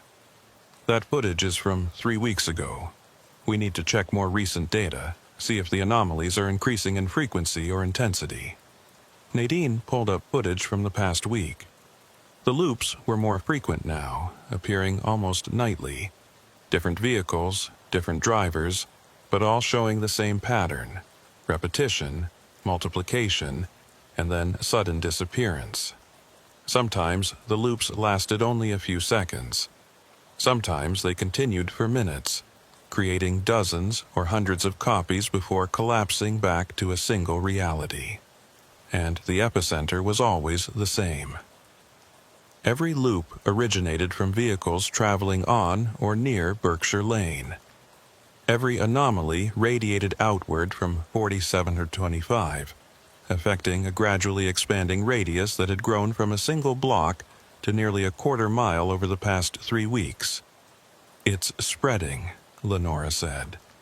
"Whatever's happening at that house, it's affecting a larger area over time. And not just affecting vehicles." Rooker pointed to a different section of footage showing pedestrians on the sidewalk.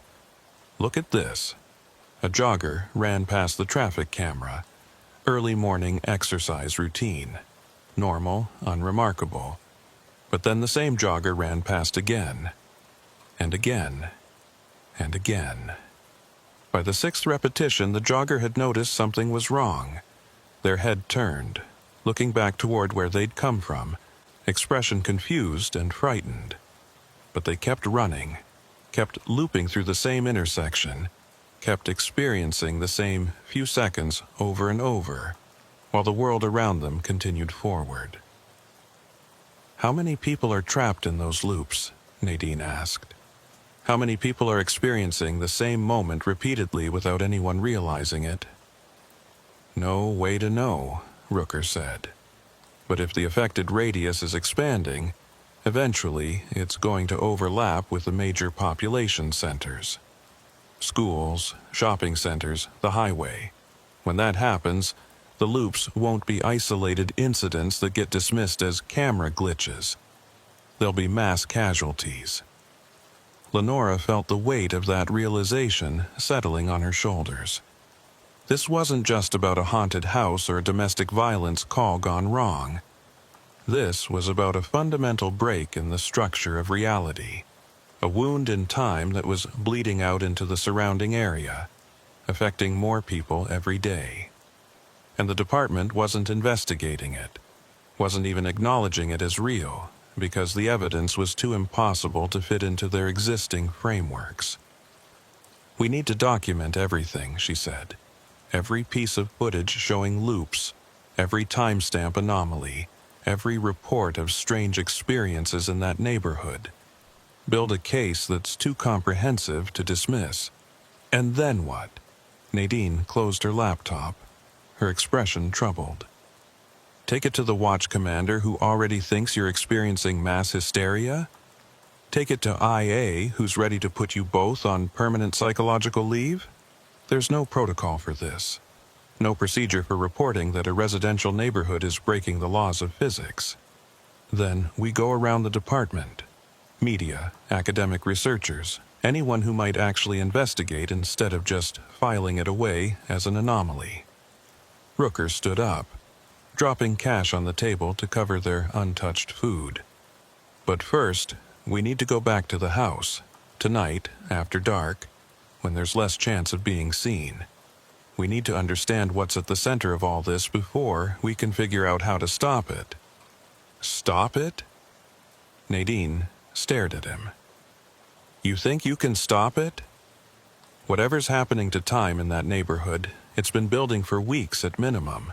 It's affecting electronic systems, traffic patterns, probably people's perceptions and memories, too. What makes you think 2 suspended cops and a traffic analyst can fix something like that?" "Because we're the only ones who know it needs fixing," Lenora said quietly. "Everyone else is dismissing it, ignoring it, hoping it'll go away on its own. But it won't. It's spreading, getting stronger, affecting more people. If we don't at least try to understand it and contain it, eventually the loops are going to overlap with downtown, with the highway, with everywhere. And when that happens, the whole city will be caught in a temporal feedback loop with no way out. The three of them sat in silence for a moment, the enormity of the situation sinking in. Somewhere in the diner, a radio played old country music. A waitress refilled coffee cups with mechanical efficiency. Life continued its normal patterns, oblivious to the fact that reality itself was unraveling just a few miles away. Finally, Nadine nodded. "Okay, I'm in, but we need equipment, cameras, audio recorders, GPS trackers, anything that might document what happens at that location, and we need a plan for if things go wrong."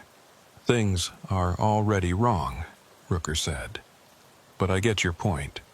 If we're going back to ground zero, we need to be prepared for the possibility that we might get caught in the loops ourselves. That means dead man switches, external monitoring, people who know where we are and can raise the alarm if we don't check in." They spent the next hour planning the operation like it was a tactical entry, mapping out approach routes and fallback positions and communication protocols. Lenora felt the surreality of the situation washing over her. She was planning to illegally enter a crime scene during her suspension, with the goal of investigating a temporal anomaly that officially didn't exist, based on evidence that the department had dismissed as equipment failure and stress-induced hallucination. But the alternative was doing nothing, and she'd heard Thomas Ellery's words on that 911 call, heard the genuine terror in his voice as he described being trapped in loops, watching himself repeat the same actions over and over.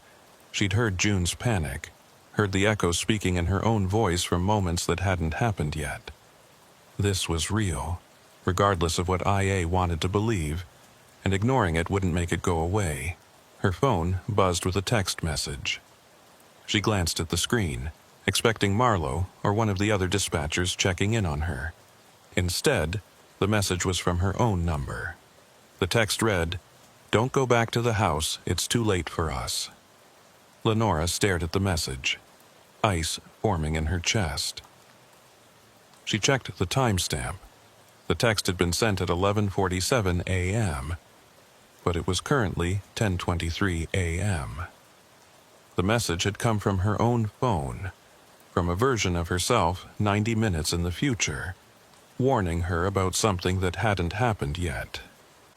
She showed the screen to Rooker and Nadine without saying anything. They read the message, and she saw her own fear reflected in their expressions.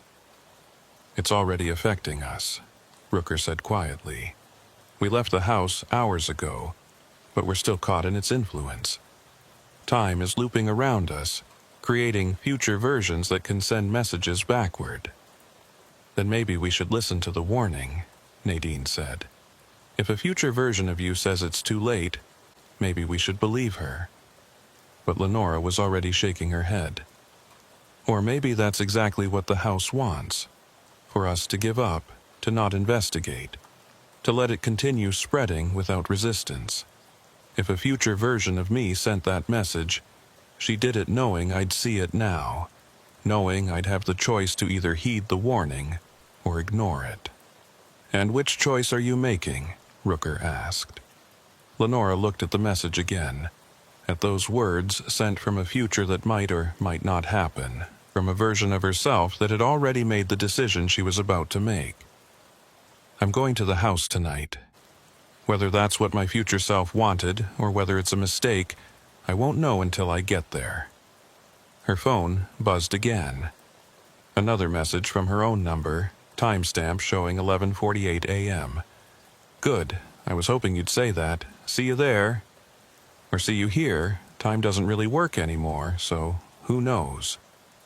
Lenora showed them the second message, and Nadine laughed, a sound with no humor in it. "Your future self is sending you encouragement from 90 minutes ahead. This is the most insane thing I've ever been part of, and I once investigated a 16-car pileup where every driver swore the traffic light had been all three colors simultaneously. "Welcome to the new reality," Rooker said, "where the rules don't apply and the timeline is negotiable." They left the diner and split up, each heading home to rest and gather equipment for the night's investigation. Lenora drove through morning traffic that seemed normal on the surface but felt fundamentally wrong somehow, like she was watching a recording of reality rather than experiencing it directly. Every traffic light, every turn, every familiar landmark felt slightly off, not quite aligned with her memory of how things should be. At home, she tried to sleep but found herself staring at the ceiling, listening to the echo that still whispered in her head. It was speaking constantly now, a continuous stream of her own thoughts arriving fractionally before she thought them, creating a feedback loop that made it impossible to distinguish between original impulses and their echoes. Was she thinking about going to the house? Or was that thought just the echo of a decision she'd already made in some other timeline? Her phone showed 12 new messages, all from her own number, all with timestamps from the future. Some were supportive, some were warnings, some were just fragments of thought that didn't make sense. The basement is the key. Don't trust the recordings. We're already there. Time circles back to the beginning. Each message added to the confusion, made it harder to maintain a coherent sense of causality. She gave up on sleep and started gathering equipment. Her personal video camera, a digital audio recorder, a GPS tracker she'd bought for hiking, extra batteries, a notebook and pen for documentation that wouldn't rely on electronics. As she packed, she heard her own voice speaking from the bedroom. "You forgot the flashlight." Lenora froze. She was alone in the apartment. There was no one else who could have spoken. But the voice had been clear, unmistakable. Her own voice giving advice from where? From another room? From another time? From a version of herself that existed just slightly out of phase with consensus reality? She grabbed a flashlight from the closet and added it to her bag. "Thank you," her own voice said from somewhere behind her. Lenora didn't turn around. She didn't want to see if there was another version of herself standing there. Didn't want to confirm that she'd split into multiple iterations, occupying the same space at different points in time. The echo was bad enough. Seeing herself would be too much. But as she left the apartment, she caught a glimpse in the hallway mirror. Just for a moment, just a flicker, she saw herself standing in the reflection. Not her current self, but another version, wearing different clothes, with an expression that suggested she'd seen things that this version of Lenora hadn't experienced yet. The reflection raised one hand in a wave, almost friendly, almost sad. Then it was gone, and Lenora was alone again. Or as alone as anyone could be when they were constantly echoed by future and past versions of themselves existing in temporal superposition. She drove back to the station to meet Rooker and Nadine, the afternoon sun casting long shadows that seemed to move wrong, stretching and contracting in ways that didn't match the position of the light source. Other drivers seemed unaware of it, going about their routines like reality was still functioning normally. Maybe for them it was. Maybe the temporal corruption only affected people who'd been exposed to whatever was wrong with 4725 Berkshire Lane. Or maybe it was affecting everyone, and most people just couldn't perceive it yet. Rooker was waiting in the parking structure with his truck loaded with equipment. Nadine pulled up moments later in her sedan, her laptop bag and several cases of electronic monitoring equipment visible through the back window. They transferred everything into Rooker's truck, arranging it to be easily accessible, then stood together looking at the setting sun. "Last chance to back out," Rooker said. "Once we go back to that house, there's no guarantee we'll come out the same people who went in. Time might loop us, split us into multiple versions, trap us in repeated moments. We could end up like Thomas Ellery, unable to distinguish between past and present and future. "We're already there," Lenora said, echoing one of her future self's messages.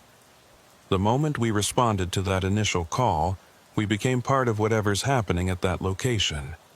Backing out now wouldn't undo our exposure. It would just mean we're affected without understanding why. Nadine nodded.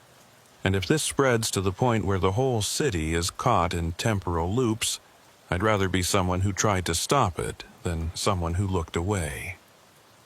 They climbed into the truck and headed toward Berkshire Lane as the sun disappeared below the horizon, taking with it the last remnants of normal time. Night fell, or maybe night had already fallen hours ago, or would fall in a few minutes, or was falling in multiple simultaneous moments that all existed at once. The closer they got to their destination, the harder it became to maintain a coherent sense of causality. Rooker's watch was running backward. The truck's dashboard clock was frozen at 8:43. Nadine's phone showed a date 3 weeks in the past. And somewhere ahead of them, 4725 Berkshire Lane waited. The epicenter of an impossible event that was rewriting the rules of reality one temporal loop at a time. "Whatever happens in there," Rooker said as they turned onto Berkshire Lane, "we document everything. Even if we get caught in loops, even if we split into multiple versions, we keep recording. Someone needs to understand what's happening here." The house appeared ahead, dark and silent, exactly as it had been hours ago or days ago or always, existing in an eternal present moment that recycled itself endlessly. Police tape still blocked the entrance, but there were no officers stationed outside, no indication that anyone was monitoring the location. The department had processed the scene and moved on, filing the case away as a domestic violence arrest with some unusual technical malfunctions that would be explained away in the reports. They parked 2 blocks away and approached on foot, keeping to the shadows, equipment bags slung over their shoulders. The street was quiet, residential windows glowing with the warm light of normal evening routines. Normal people having normal dinners, watching normal television, living normal lives untouched by the knowledge that reality itself was unraveling just outside their doors. Lenora felt the echo intensifying with each step closer to the house. Her future self was speaking constantly now, delivering a running commentary that matched her current thoughts with microsecond precision, creating a disorienting stereo effect that made it difficult to move in a straight line. She stumbled, and Rooker caught her elbow. "You okay?" The echo's getting stronger. I'm hearing myself think before I think it. Causality is breaking down. Lenora pulled out her audio recorder and started documenting. It's 8:47 p.m. by my watch, though Nadine's phone shows it's 8:12 and the truck's clock said 8:43. We're approaching 4725 Berkshire Lane to investigate temporal anomalies. Current symptoms include auditory hallucinations, timeline confusion, and possible future self messages via text. They reached the front door, and Rooker pulled out a lockpick set. Breaking and entering during suspension. Pretty sure this violates about 6 different department policies. Good thing we're already suspended then. Nadine set up a camera on a tripod facing the door, positioning it to capture their entry. For the record, I'm here of my own volition, investigating what I believe to be a legitimate public safety threat. The lock clicked open, and they stepped inside 4725 Berkshire Lane. And time shattered. The interior of 4725 Berkshire Lane existed in multiple states simultaneously. Lenora stepped through the doorway and found herself standing in 3 different versions of the foyer at once, one with lights on, one in complete darkness, one illuminated by the strobing red and blue of emergency vehicles that weren't currently outside. She could see all 3 overlaid on top of each other, transparent and solid at the same time, occupying the same physical space but in different temporal moments. Rooker moved past her, his flashlight beam cutting through the layered realities, creating strange refraction patterns where it intersected with light sources from other timelines. The structure is stable.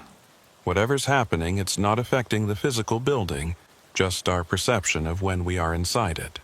When, not where, Nadine murmured, setting up monitoring equipment just inside the door.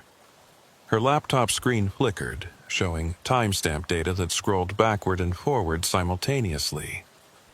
I'm reading at least 7 distinct time signatures in this immediate area. Some are minutes apart, some are hours. One is showing as 3 weeks in the past. Lenora pulled out her audio recorder, but when she pressed record, the device showed it had already been recording for 47 minutes despite having just been turned on. The counter continued climbing, 48 minutes, 49, while simultaneously showing 0 minutes elapsed. Both readings were true. Both were happening. They moved deeper into the house, each step taking them further from linear causality and into something that operated by different rules entirely. In the living room, Lenora saw furniture in multiple positions. The couch against the north wall, the east wall, the south wall, all at once. A coffee table that was both broken and intact.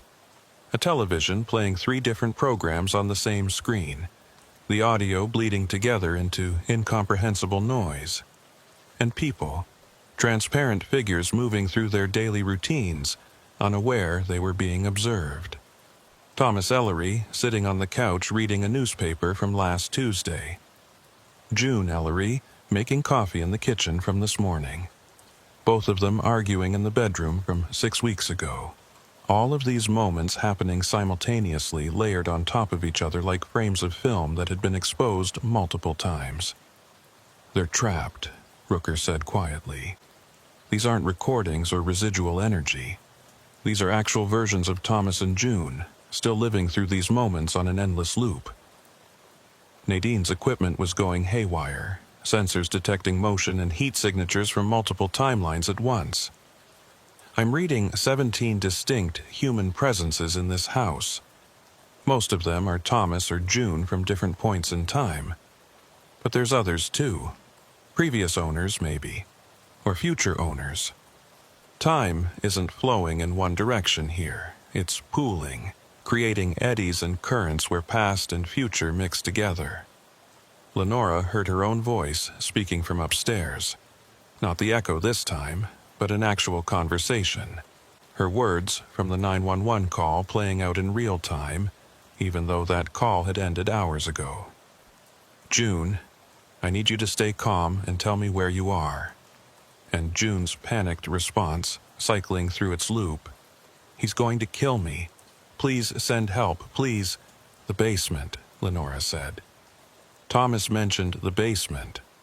That's where he went when the power went out. That's where he said things started to go wrong. If there's an epicenter to all this, it'll be down there. They found the basement door near the kitchen, exactly where Rooker had described it from his initial response to the call. The door was open in one timeline, closed in another, locked in a third. Rooker reached for the handle, and his hand passed through 3 different versions of the door before finding purchase on the one that existed in their current moment, or at least the moment they were choosing to perceive as current.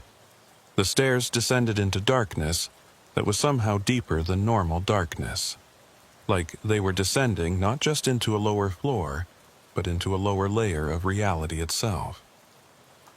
Lenora's flashlight beam bent wrong going down the steps, the light refracting through temporal boundaries she couldn't see but could feel, creating rainbow patterns in the air like oil on water.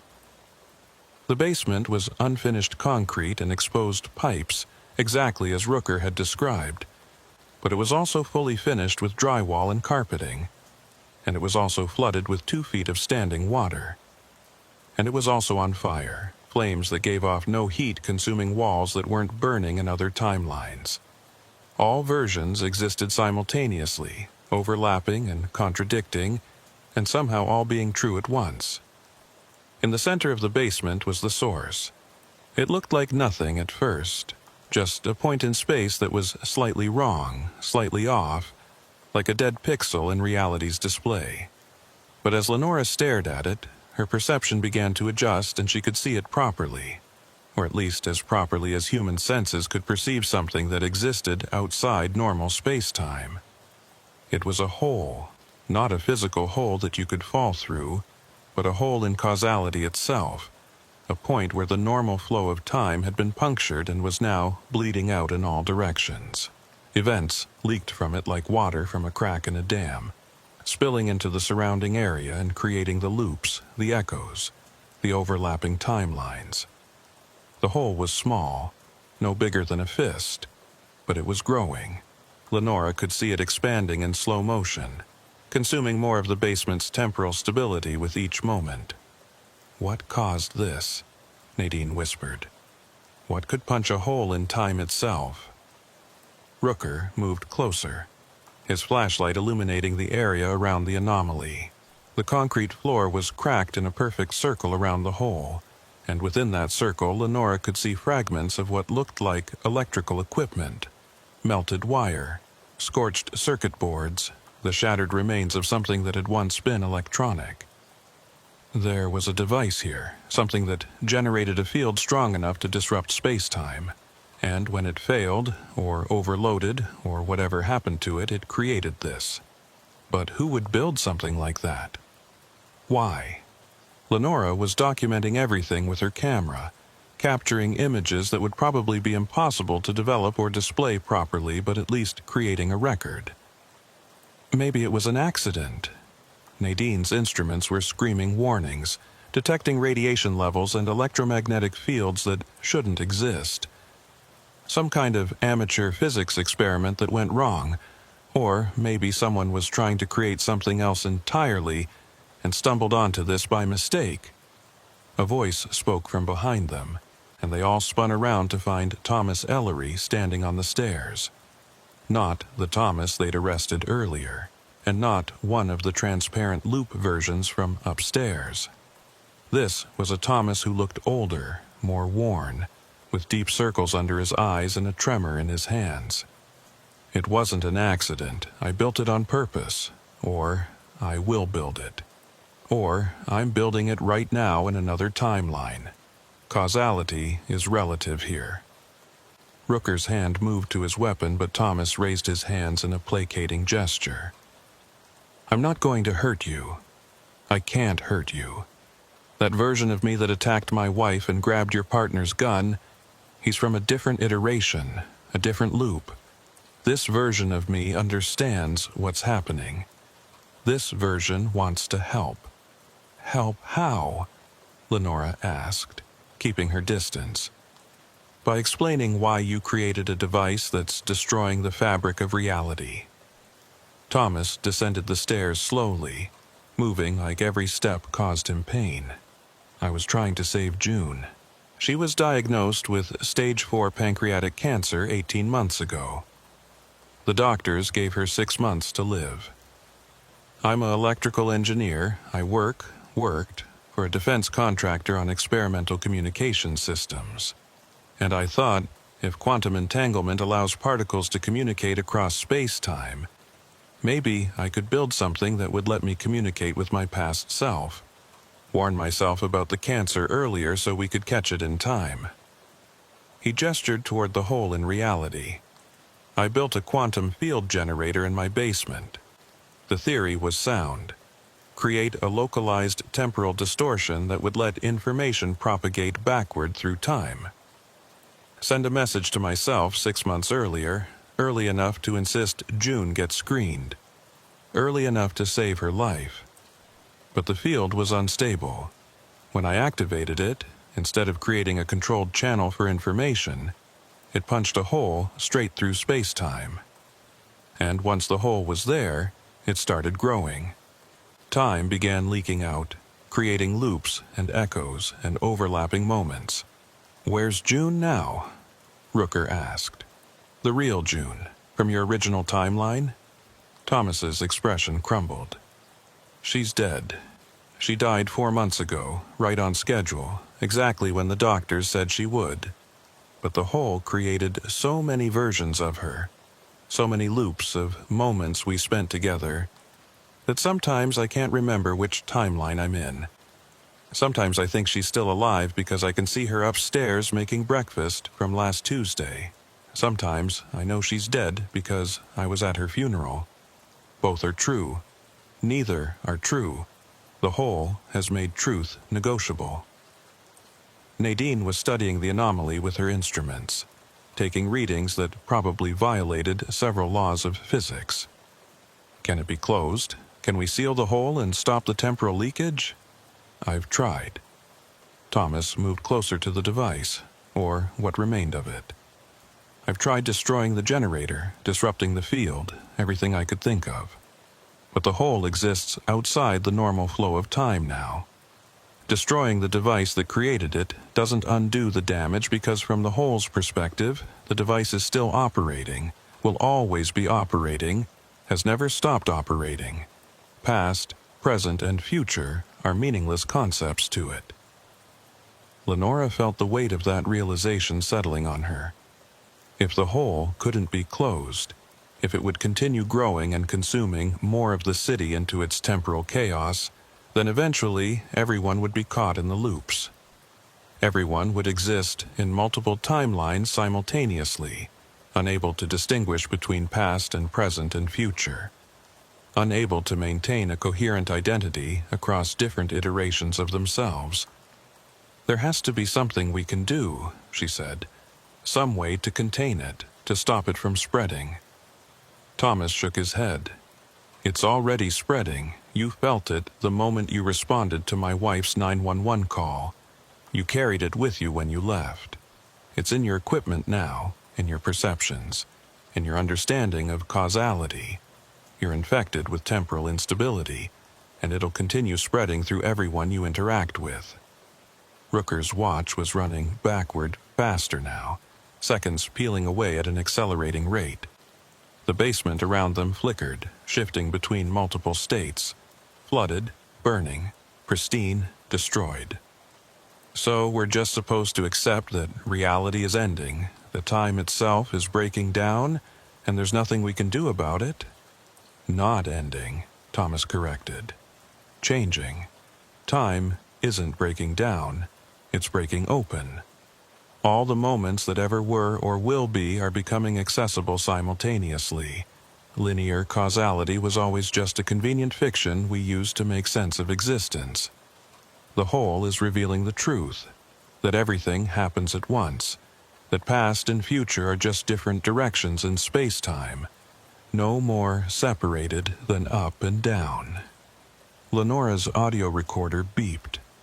She checked it and saw that the recording had reached capacity, 8 hours of audio captured in the 47 minutes since they'd entered the house. She played back a random section and heard her own voice speaking. We need to evacuate the city. Get everyone out of the affected radius before they get caught in the loops. But she hadn't said those words yet. Or maybe she had said them in a timeline that was slightly ahead of this one, and the recorder had picked up the bleed-through. Either way, it was advice from a version of herself who'd already progressed further through this conversation, who'd already reached conclusions this version was still working toward. The affected radius is already too large, Nadine said, checking her laptop. The traffic camera feeds were showing loops everywhere now, not just near Berkshire Lane but spreading outward in concentric circles. Cars repeating their journeys, pedestrians walking the same blocks endlessly, entire sections of the city caught in temporal eddies. It's grown to almost 2 miles in diameter. That's 20,000 people minimum, all experiencing time non-linearly now, and it's still expanding. Rooker pulled out his phone and tried to call the station, but the call wouldn't connect.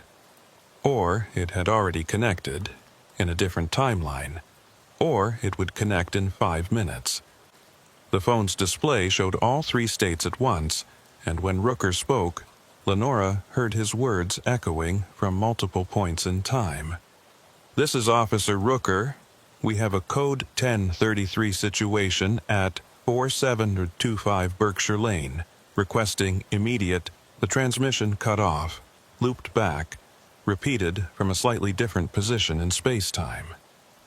"They won't believe you anyway," Thomas said. "I tried to warn people weeks ago. I called the police, the fire department, even the CDC, thinking maybe it was some kind of contamination event. They all dismissed it as equipment malfunction or psychological distress. The human mind isn't built to accept that reality can just stop working properly. People will rationalize anything to avoid acknowledging that the fundamental rules have changed." Lenora watched the hole pulse and grow, watched it consume another fraction of the basement's stability. In a few hours, it would encompass the entire house. In a few days, the entire neighborhood. In a few weeks, the city. And there was nothing they could do to stop it because stopping something required linear time, required cause to precede effect, and the hole had rendered those concepts meaningless. Unless, what if we go in? Lenora heard herself say the words, and simultaneously heard them echo back from her future self, creating a strange harmony. What if we enter the hole directly, go to whatever's on the other side? Maybe from inside we can understand it better, find a way to stabilize it, or at least slow its growth. Thomas stared at her. "You can't go in there. No one knows what's on the other side. It might be void, might be some other dimension, might be time itself in its raw, unstructured form. You could cease to exist, or exist in all moments simultaneously, or fragment into infinite versions across infinite timelines." "We're already fragmenting," Rooker said quietly. He held up his hands, and Lenora saw what he meant. His fingers were slightly translucent, and through them she could see other versions of his hands, from other timelines, all occupying the same space.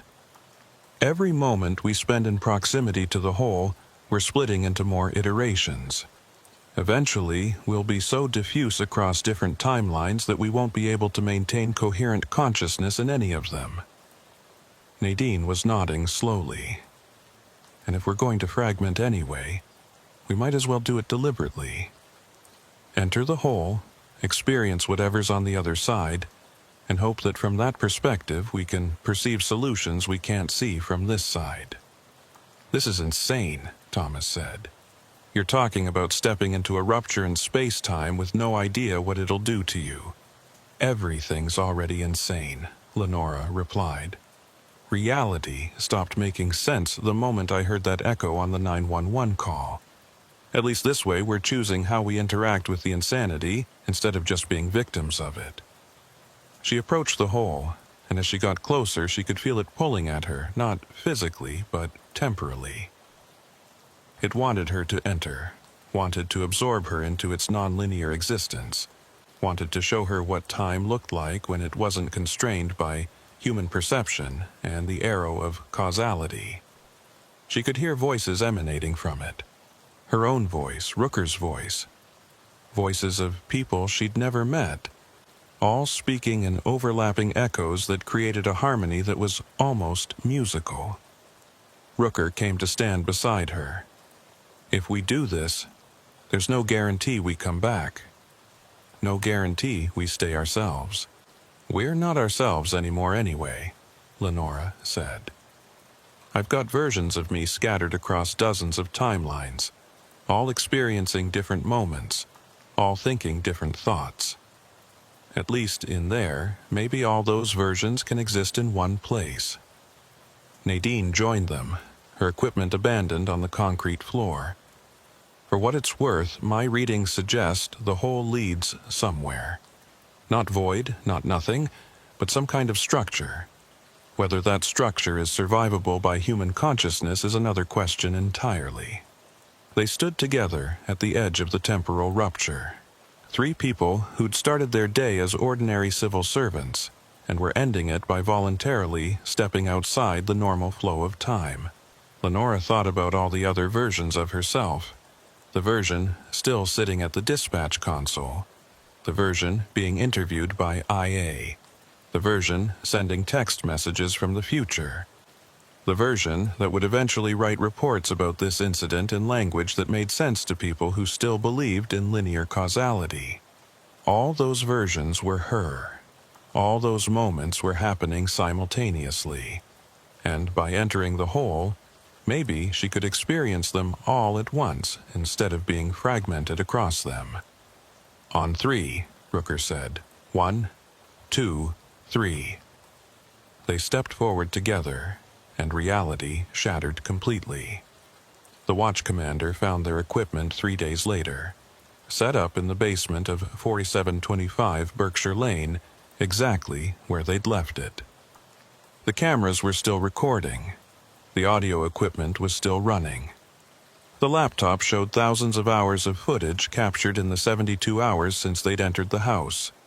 All of it showing the same basement from slightly different temporal perspectives.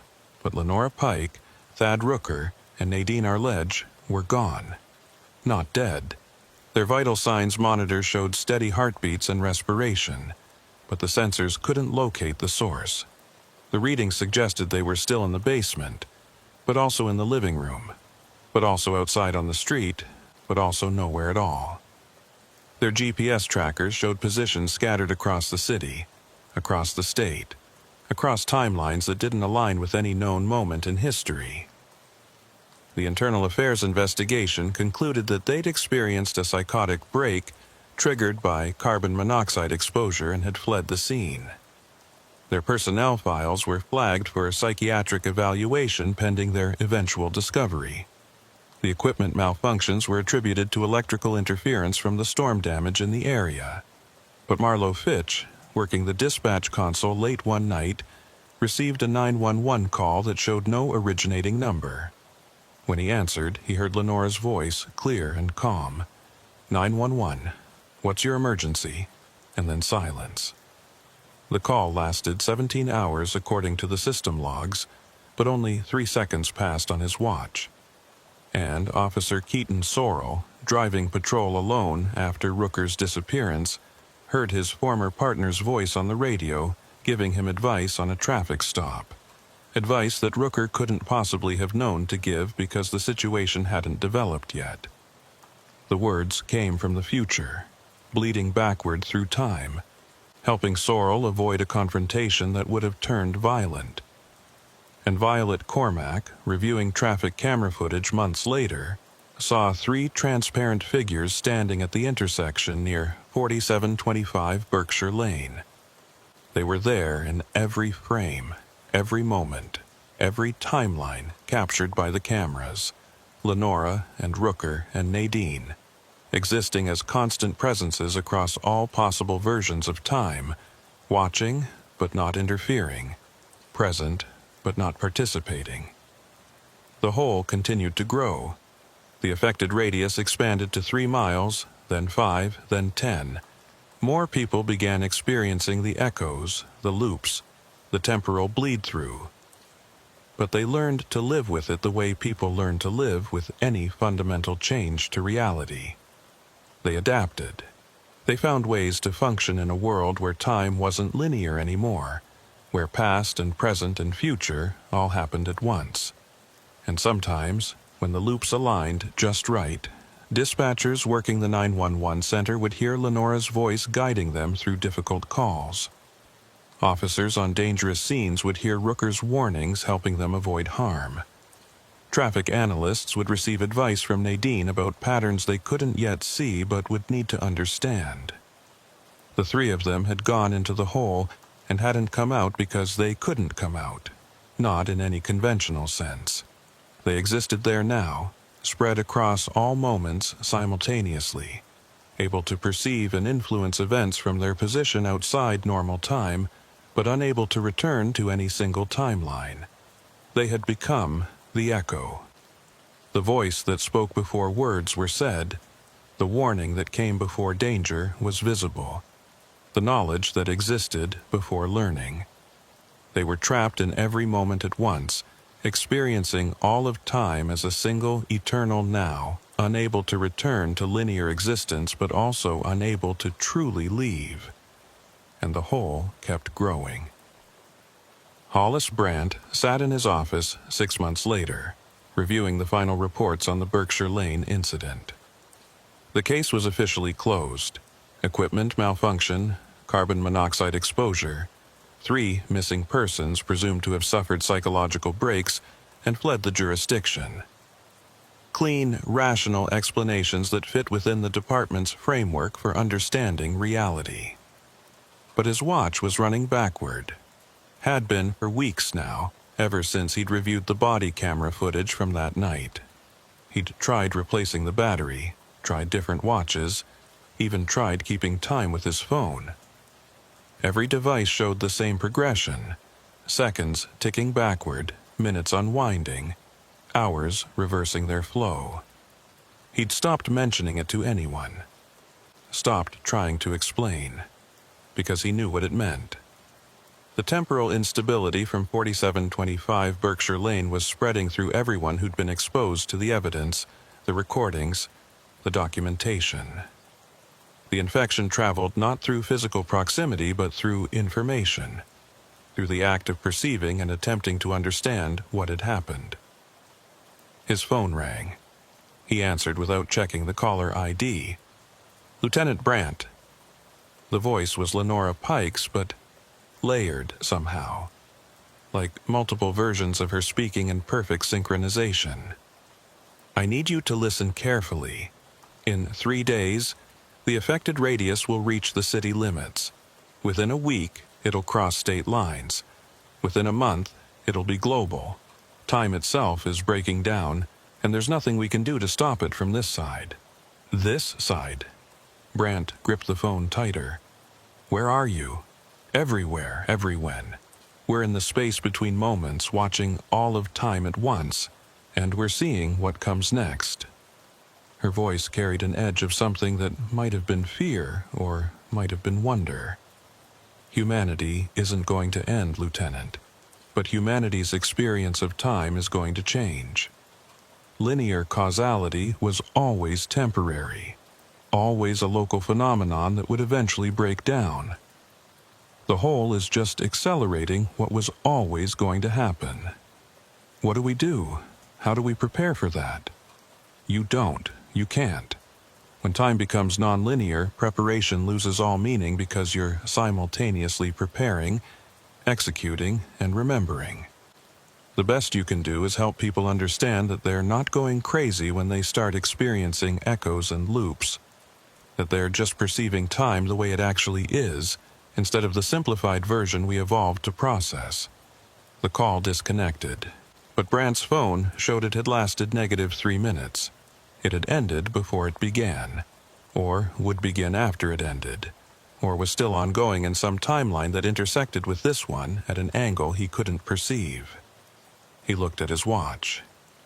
It showed 3:11, the exact time when this had all started, when Lenora Pike had first heard the echo on the 911 call. And Brandt realized with a cold certainty that he was caught in the same loop now, that he would always be in this moment, that 3:11 would repeat forever across infinite iterations while simultaneously never happening at all. The echo spoke in his own voice, slightly ahead of his thoughts. "We're all in the loop now. We always were. We always will be."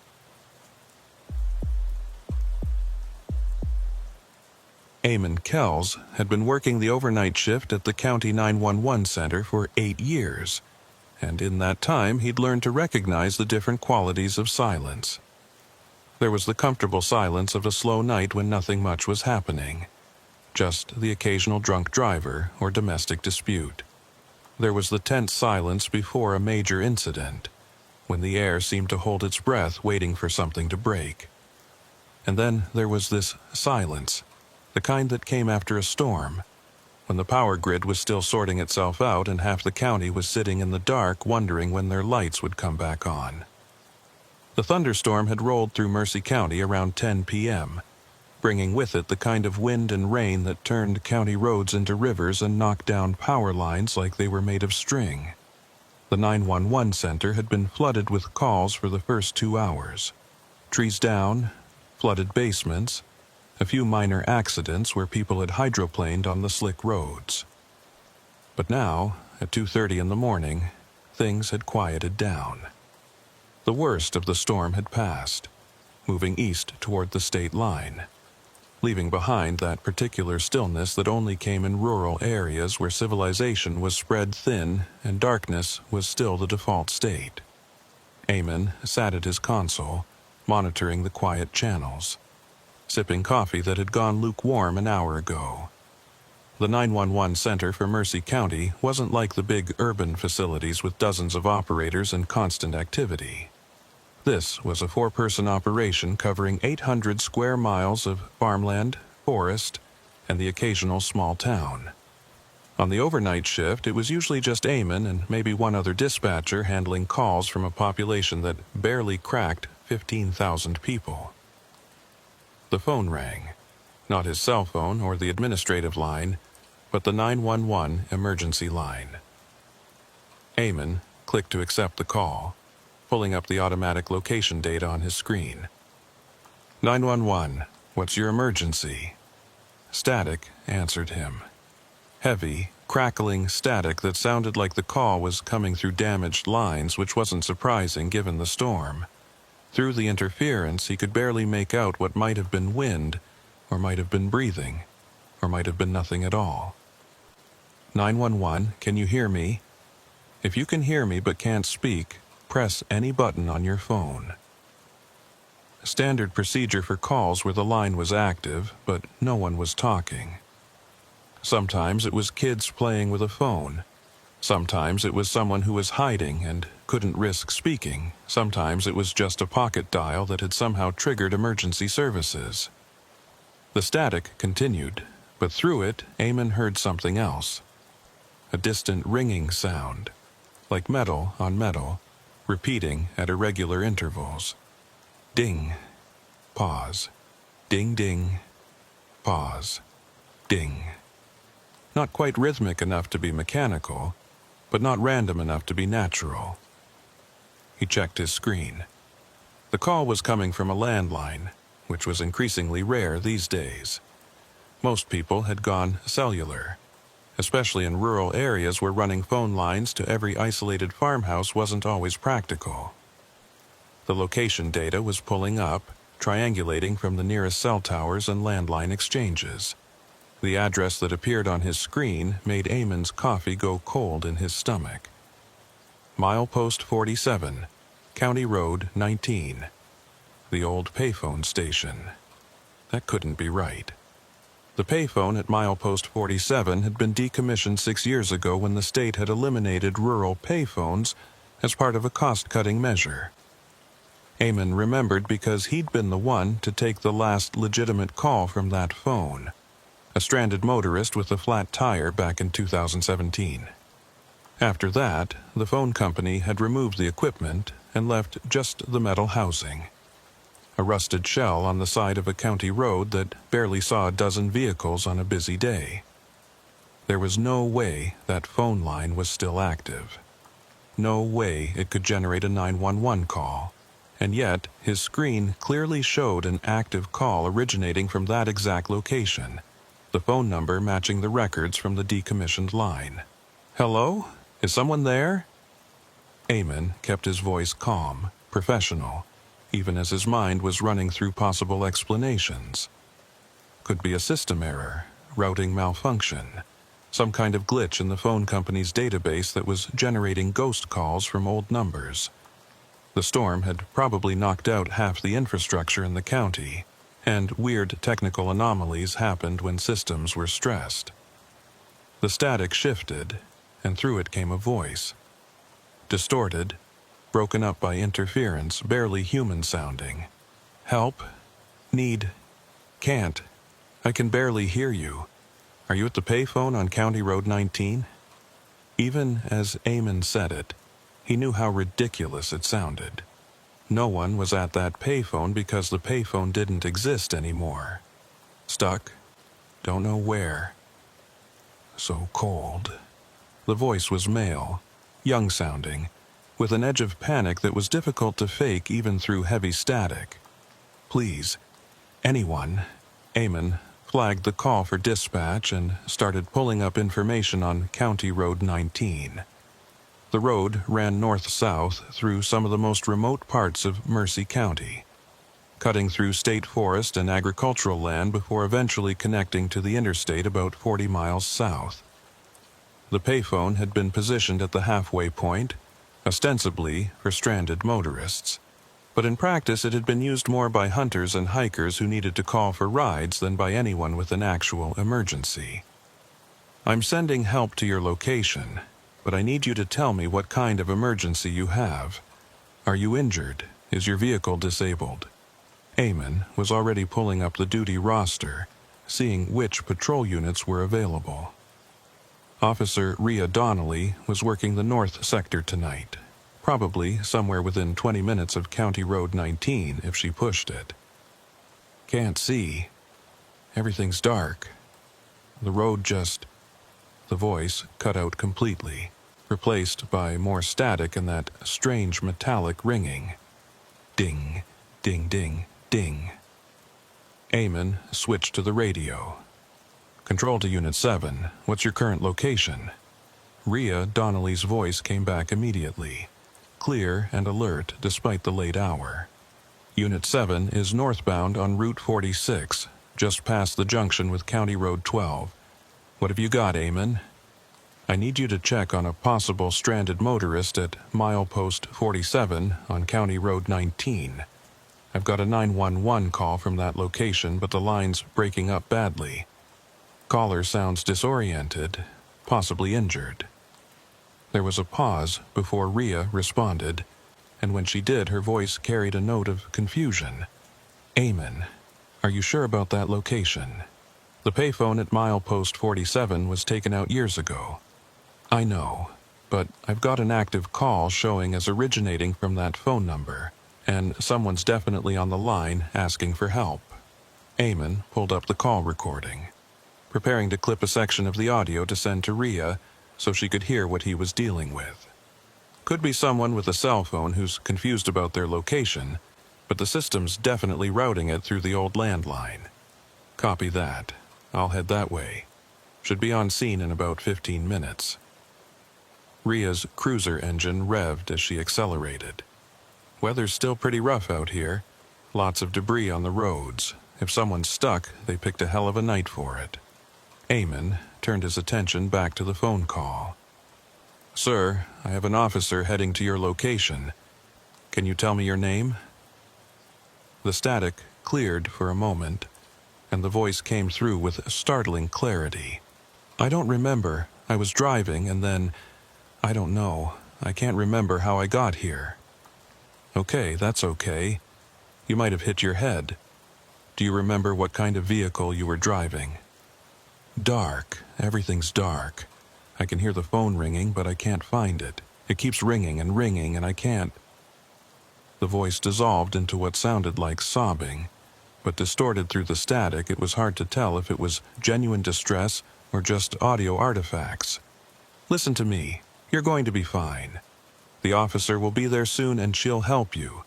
Just stay where you are. Stay on the line with me." Eamon was logging every detail of the call, noting timestamps and the nature of the interference.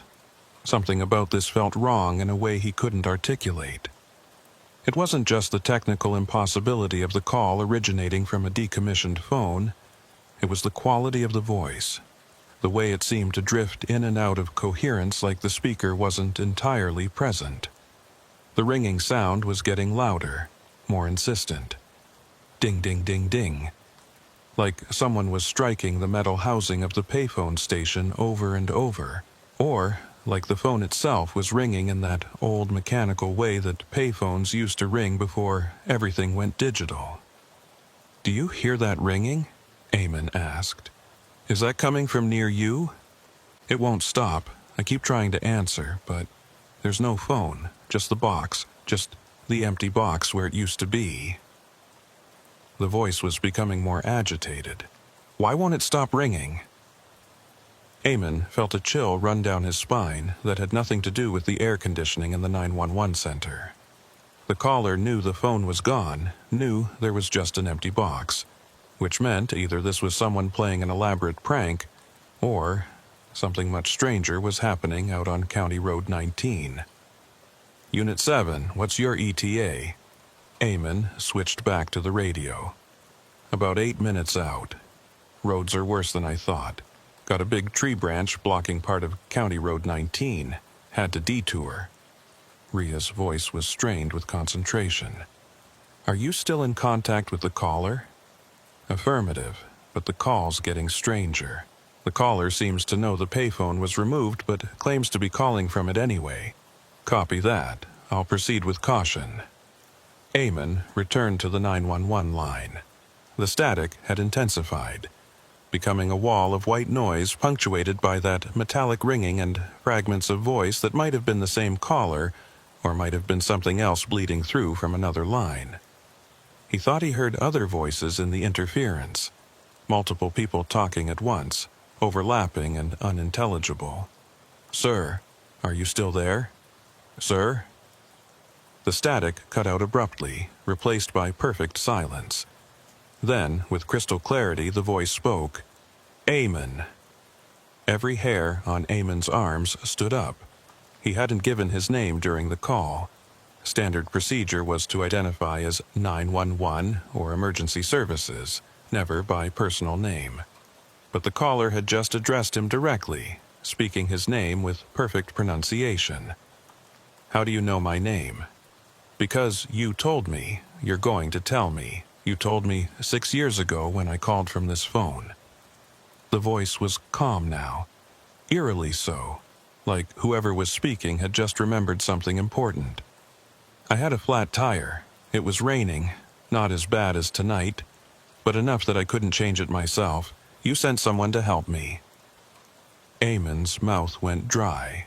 6 years ago. The last legitimate call from the milepost 47 payphone. A driver with a flat tire on a rainy night. Eamon had taken that call, had sent a tow truck, had stayed on the line with the driver until help arrived. It had been a routine call, nothing memorable about it except that it had been the last time that particular phone had been used before decommissioning. Who are you? Eamon asked, his voice barely above a whisper. I don't know anymore. I was someone 6 years ago, but I've been here so long, waiting for the phone to ring again, waiting for someone to answer. Time works differently here. I think I might be stuck. The voice paused. Or maybe I died that night and didn't notice. Maybe the storm got worse after you sent help and I never made it home. Maybe I've been here the whole time, calling, and you're the first person who's answered in 6 years. That's not possible. The phone line was disconnected. There's no way. There's a lot of things that aren't possible, Eamon, but they happen anyway. The voice was fading again, being consumed by returning static. The officer you sent, Ria Donnelly, she's going to find something at the payphone station, but it's not going to be me. Not the me that I was 6 years ago. Tell her to be careful. Tell her the road doesn't go where it used to go. Wait, what does that mean? What's she going to find? The line went dead. Not static, not disconnection, but true silence. The absence of any signal at all. Eamon stared at his screen.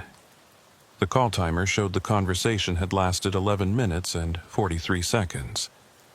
The originating number still showed as the decommissioned payphone at milepost 47. He immediately switched to radio. Unit 7, be advised the caller just disconnected. He said, he gave me some information that doesn't make sense, but he warned that the road might not be safe. Approach with extreme caution.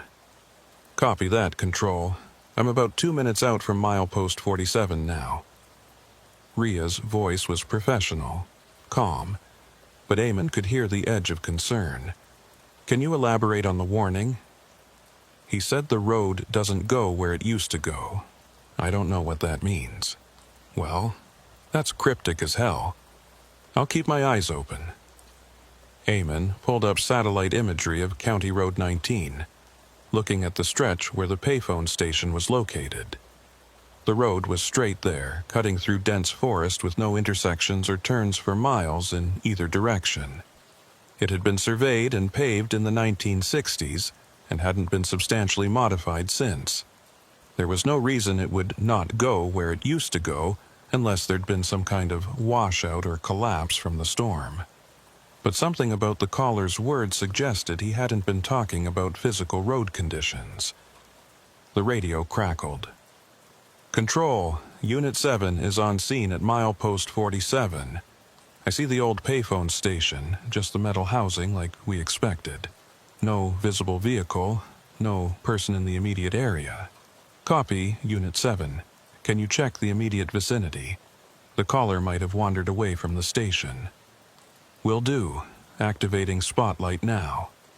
Eamon listened to the sound of Ria's cruiser door opening, heard her footsteps on wet pavement through the open radio channel. The spotlight on her vehicle would illuminate a good 100 yards in any direction, more than enough to spot a stranded motorist or disabled vehicle. "Control, I'm at the payphone housing. The metal box is intact, door's been torn off its hinges, but that probably happened years ago. No phone equipment inside, just some old wiring and what looks like a wasp nest." Ria's breathing was slightly elevated from the walk. "Checking the surrounding area now." Eamon pulled up the call logs, scrolling back through 6 years of records until he found it. The last legitimate call from milepost 47. October 12, 2017, 11:47 p.m. Caller reported flat tire, requested assistance. Tow truck dispatched, arrived on scene 28 minutes later. Driver was... Eamon clicked through to the incident report. Driver was assisted with tire change. No further action required. No name recorded for the driver, just a notation that they'd been helped and had continued on their way. Routine. Forgettable. Except now that same caller had somehow contacted him from a phone that didn't exist anymore, claiming to have been waiting for 6 years, claiming that time worked differently where he was, claiming that he might be dead and not know it. The radio came alive with Ria's voice, tense and confused. "Control, I need you to pull up the map data for County Road 19 at milepost 47. Something's wrong here." "What do you see, Unit 7? "The road, Eamon. The road past the payphone station. According to my GPS, I'm at the right location, but the pavement just ends. About 50 feet past the payphone, the road turns into nothing. Not washed out, not collapsed. It's like it was never built beyond this point." Ria's flashlight was sweeping across something that Eamon couldn't see but could hear in the quality of her voice. Genuine unease. "But my map shows County Road 19 continuing for another 20 miles south from here. Either my GPS is wrong or reality is wrong, and I'm really hoping it's the GPS." Eamon was already pulling up the county GIS system, accessing the official road maps and comparing them to satellite imagery. According to every database, County Road 19 ran uninterrupted from the state forest in the north all the way to the interstate in the south. The satellite photos, dated from last month, clearly showed the paved road cutting through the landscape. But those photos had been taken during the day, in good weather, from high altitude. They wouldn't necessarily show recent changes or storm damage. "Unit 7, can you describe exactly what you're seeing? Is it a washout? A sinkhole? What?" "Neither. That's what's weird about it. The pavement just stops like someone drew a line and said, 'This is where the road ends.' Beyond that is grass, Eamon. Not dirt, not gravel, not torn-up asphalt. Just grass. Like the road was never extended past this point, but I can see tire tracks in the mud near the edge. Recent tracks that go right up to where the pavement ends and then just disappear." Eamon felt that chill again. Stronger this time. "Tire tracks that disappear? That's what I'm seeing. And there's something else, the payphone, it's ringing. The payphone is decommissioned, Unit 7. There's no equipment to generate a ring. I know that, Eamon. I'm standing right here looking at an empty metal box that shouldn't be capable of making any sound. And it's ringing, that old mechanical bell sound, like payphones used to make. Ding, ding, ding, ding. Ria's voice had gone very quiet. Someone want to tell me what the hell is going on out here?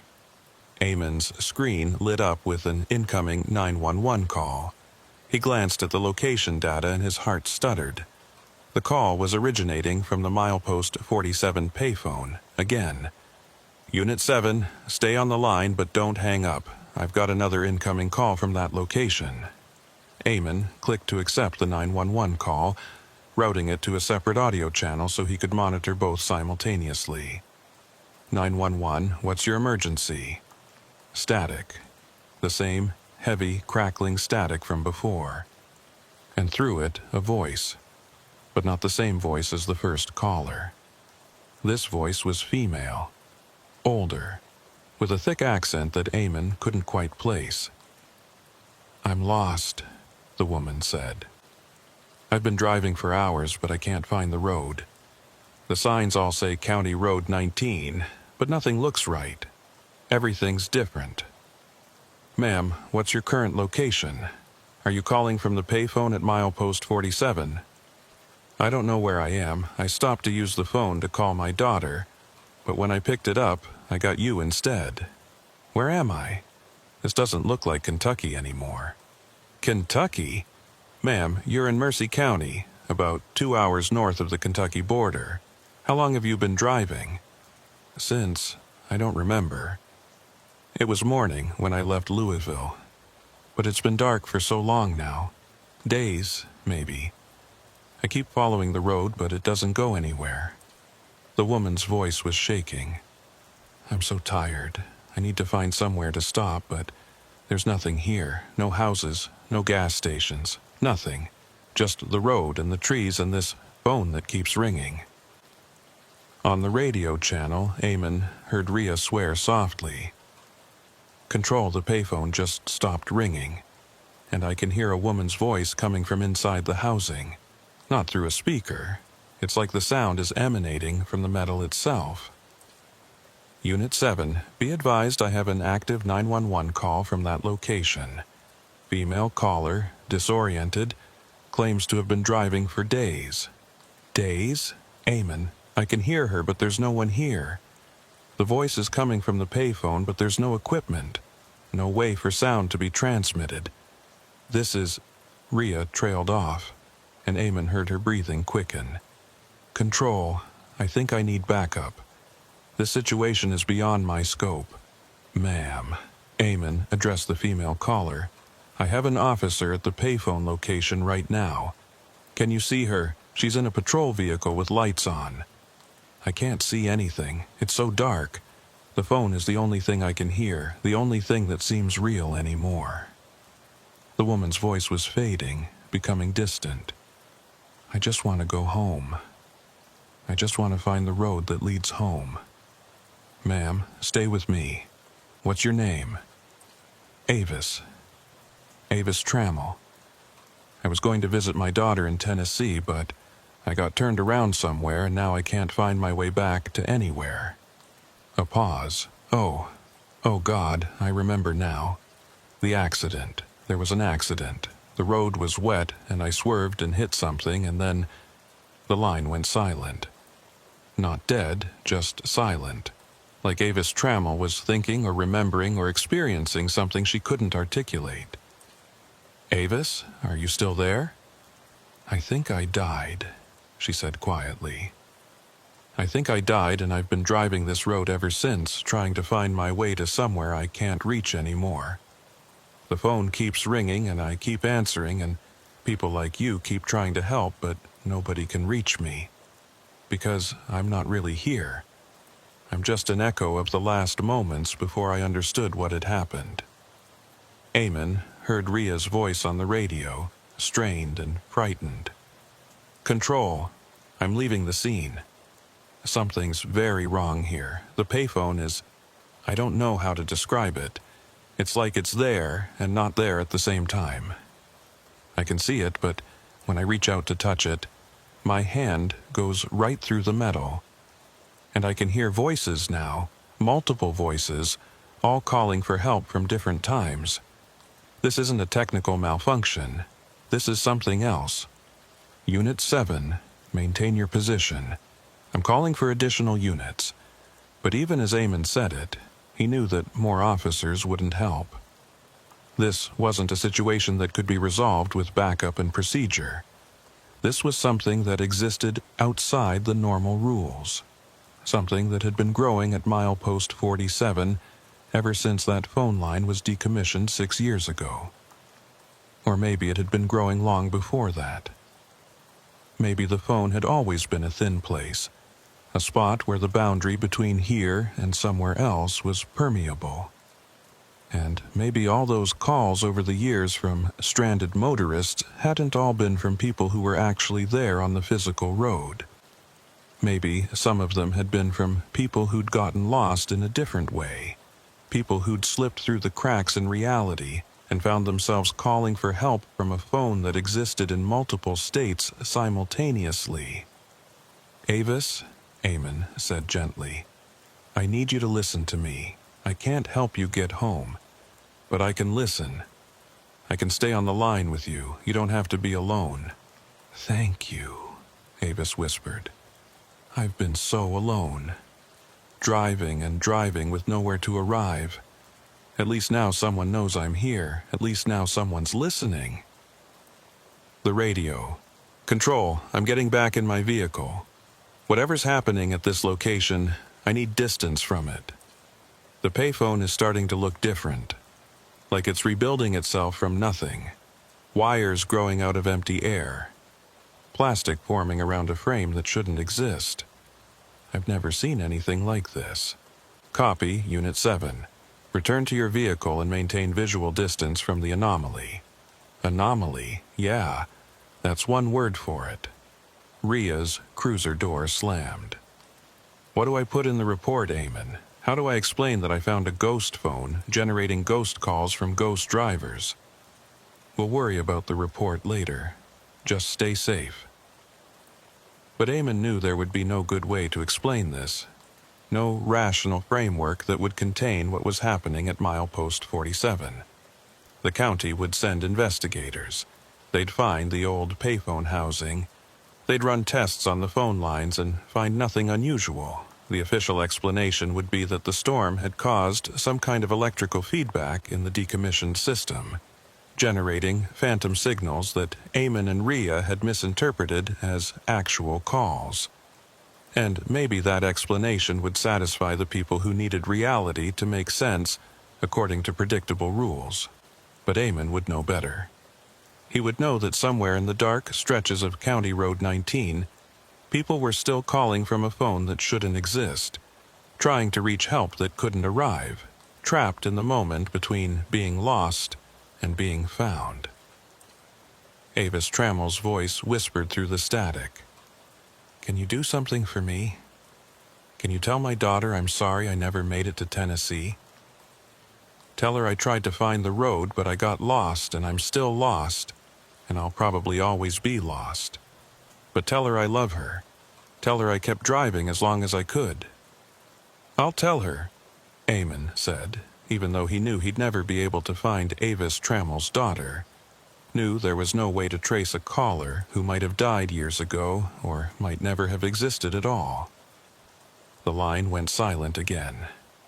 Eamon checked his call log and saw that the connection was still active, just transmitting nothing but that endless static and the occasional metallic ring. Ding. The phone at milepost 47 was still ringing somewhere. In some version of reality where roads went places they'd never gone in this world, where calls could travel backward through time, where the lost and the dead could still reach out for help they would never receive. And Eamon Kells sat in the 911 center in Mercy County, listening to the static, waiting for the next impossible call. Ria Donnelly had been a patrol officer for 9 years, And in that time she'd responded to everything from fatal car accidents to armed standoffs to a particularly memorable incident involving a black bear that had wandered into someone's kitchen. She'd seen bodies, seen violence, seen things that most people only experience through news reports and TV shows. But she had never in all those years felt the specific kind of wrongness that was emanating from the decommissioned payphone at milepost 47. She sat in her cruiser 20 yards back from the phone station, engine running, headlights illuminating the metal housing that shouldn't be doing anything but definitely was. The payphone was ringing with mechanical persistence, that old-fashioned bell sound that payphones used to make before everything went digital. Ding, ding, ding, ding. The sound carried clearly through the damp night air, impossible and undeniable. And the road. Jesus, the road. Rhea had driven County Road 19 hundreds of times over the years. She knew every curve, every pothole, every mile marker. The road ran straight as an arrow through this section, 40 miles of uninterrupted pavement connecting the state forest to the interstate. She'd driven this exact stretch just last week during a routine patrol, but now, in the wash of her headlights, she could see that the pavement ended 50 feet past the payphone station. Not crumbled, not washed out, but cleanly terminated like someone had taken a knife and cut the road in half. Beyond that line was grass, not the torn-up mess you'd expect if the road had collapsed or been removed, but smooth, undisturbed grass that looked like it had been growing there for decades. The tire tracks in the mud near the edge told a different story. Fresh tracks, probably from within the last few hours, leading right up to the point where pavement met grass. And then nothing, like the vehicle had driven off the edge of the world. "Control, Unit 7. Rhea keyed her radio, trying to keep her voice steady. "I need you to access the County Road maintenance records for County Road 19. Specifically, I need to know if there's been any construction or road closure in the past week that I wasn't notified about." Eamon's voice came back almost immediately. "Stand by, Unit 7. A pause, then... County records show County Road 19 has been continuously maintained and fully operational. Last major work was pothole repair in March. There's no record of any closure or construction. Then somebody needs to update those records because I'm telling you the road doesn't exist past milepost 47. It just stops. Unit 7, I'm going to conference in the county highway supervisor. This needs to be documented officially." Eamon's tone carried an edge of concern that went beyond standard procedure. "But Rhea, I need you to tell me, are you experiencing any unusual symptoms? Dizziness, confusion, visual disturbances?" "I'm fine, Eamon. I'm looking at something impossible, but I'm fine." Rhea stepped out of her cruiser again, flashlight in hand, moving closer to the payphone housing. The metal box stood on its concrete pad like a monument to obsolete technology, door hanging open on rusted hinges, interior stripped of everything except some dangling wires and the remnants of a wasp nest. And it was ringing. Not from any visible mechanism. There was no phone, no bells, no electrical connection. But the sound was emanating from the housing itself, from the metal and concrete, like the structure had become a speaker for something that existed in a frequency human ears could barely perceive. Rhea reached out to touch the metal, then hesitated. Her earlier attempt had resulted in her hand passing through the housing like it was made of smoke. She tried again, slowly, watching her fingers approach the rust-streaked surface. This time, the metal was solid, cold and solid under her palm, vibrating slightly with each ring. "That's new," she muttered. "Control, the payphone housing is physically solid now. Whatever was happening before, the phasing, the transparency, it seems to have stabilized." "Copy that, Unit 7. I'm still on the line with Avis Trammell. She's..." Eamon's voice cut off, replaced by a burst of static. Rhea pulled her hand back from the metal. The static was coming from her radio, but also from the payphone. and as she stood there in the cold night air, she realized both sounds were synchronized. Whatever was happening at this location wasn't confined to the phone itself. It was affecting her equipment, the radio frequency, possibly the entire electromagnetic spectrum in the immediate area. A new voice joined the static, male and young, speaking rapidly. "Don't understand how I got here. I was just driving home from work and the road looked different, but I thought it was just the storm. I didn't realize until too late that I'd turned onto something that wasn't really there." Another voice overlapping. "Been trying to reach my husband for hours, but my cell phone doesn't work. And this is the only phone I could find, but I don't know where I am. The GPS won't load, the maps don't match." And another, "Following the GPS directions exactly, but they led me here. And now I can't find my way back. Every road I take just loops around to this same spot." The voices multiplied, dozens of them, maybe hundreds, all crying out from the static, all calling for help from a phone that existed simultaneously in multiple timelines. Rhea stood frozen, listening to the chorus of the lost, understanding with creeping horror that milepost 47 had become a collection point for people who'd somehow slipped off the normal map of reality. Her radio crackled with Eamon's voice, strained and urgent. "Unit 7, I'm getting multiple 911 calls now, all from that location. The system is being flooded. I count at least 30 active connections, all showing the same source number." "I can hear them," Rhea said quietly. "They're all here somehow, calling from different times, different versions of this road. Eamon, what the hell is happening?" Before he could answer, headlights appeared in Rhea's peripheral vision. She spun, hand moving instinctively to her weapon, then relaxed slightly when she saw it was just a civilian vehicle, a pickup truck, moving slowly down County Road 19 from the north. No, not just any pickup truck. Rhea recognized the make and model, recognized the distinctive dent in the driver's side door, recognized the faded bumper sticker for a local feed store that had closed down 8 years ago. She recognized it because she'd seen this exact truck in the impound lot 3 months ago, after its owner had been killed in a single vehicle accident on Route 46. The truck pulled to a stop about 30 feet from the payphone station. The driver's door opened and a man stepped out, mid-50s, wearing coveralls and a John Deere cap, looking confused and irritated.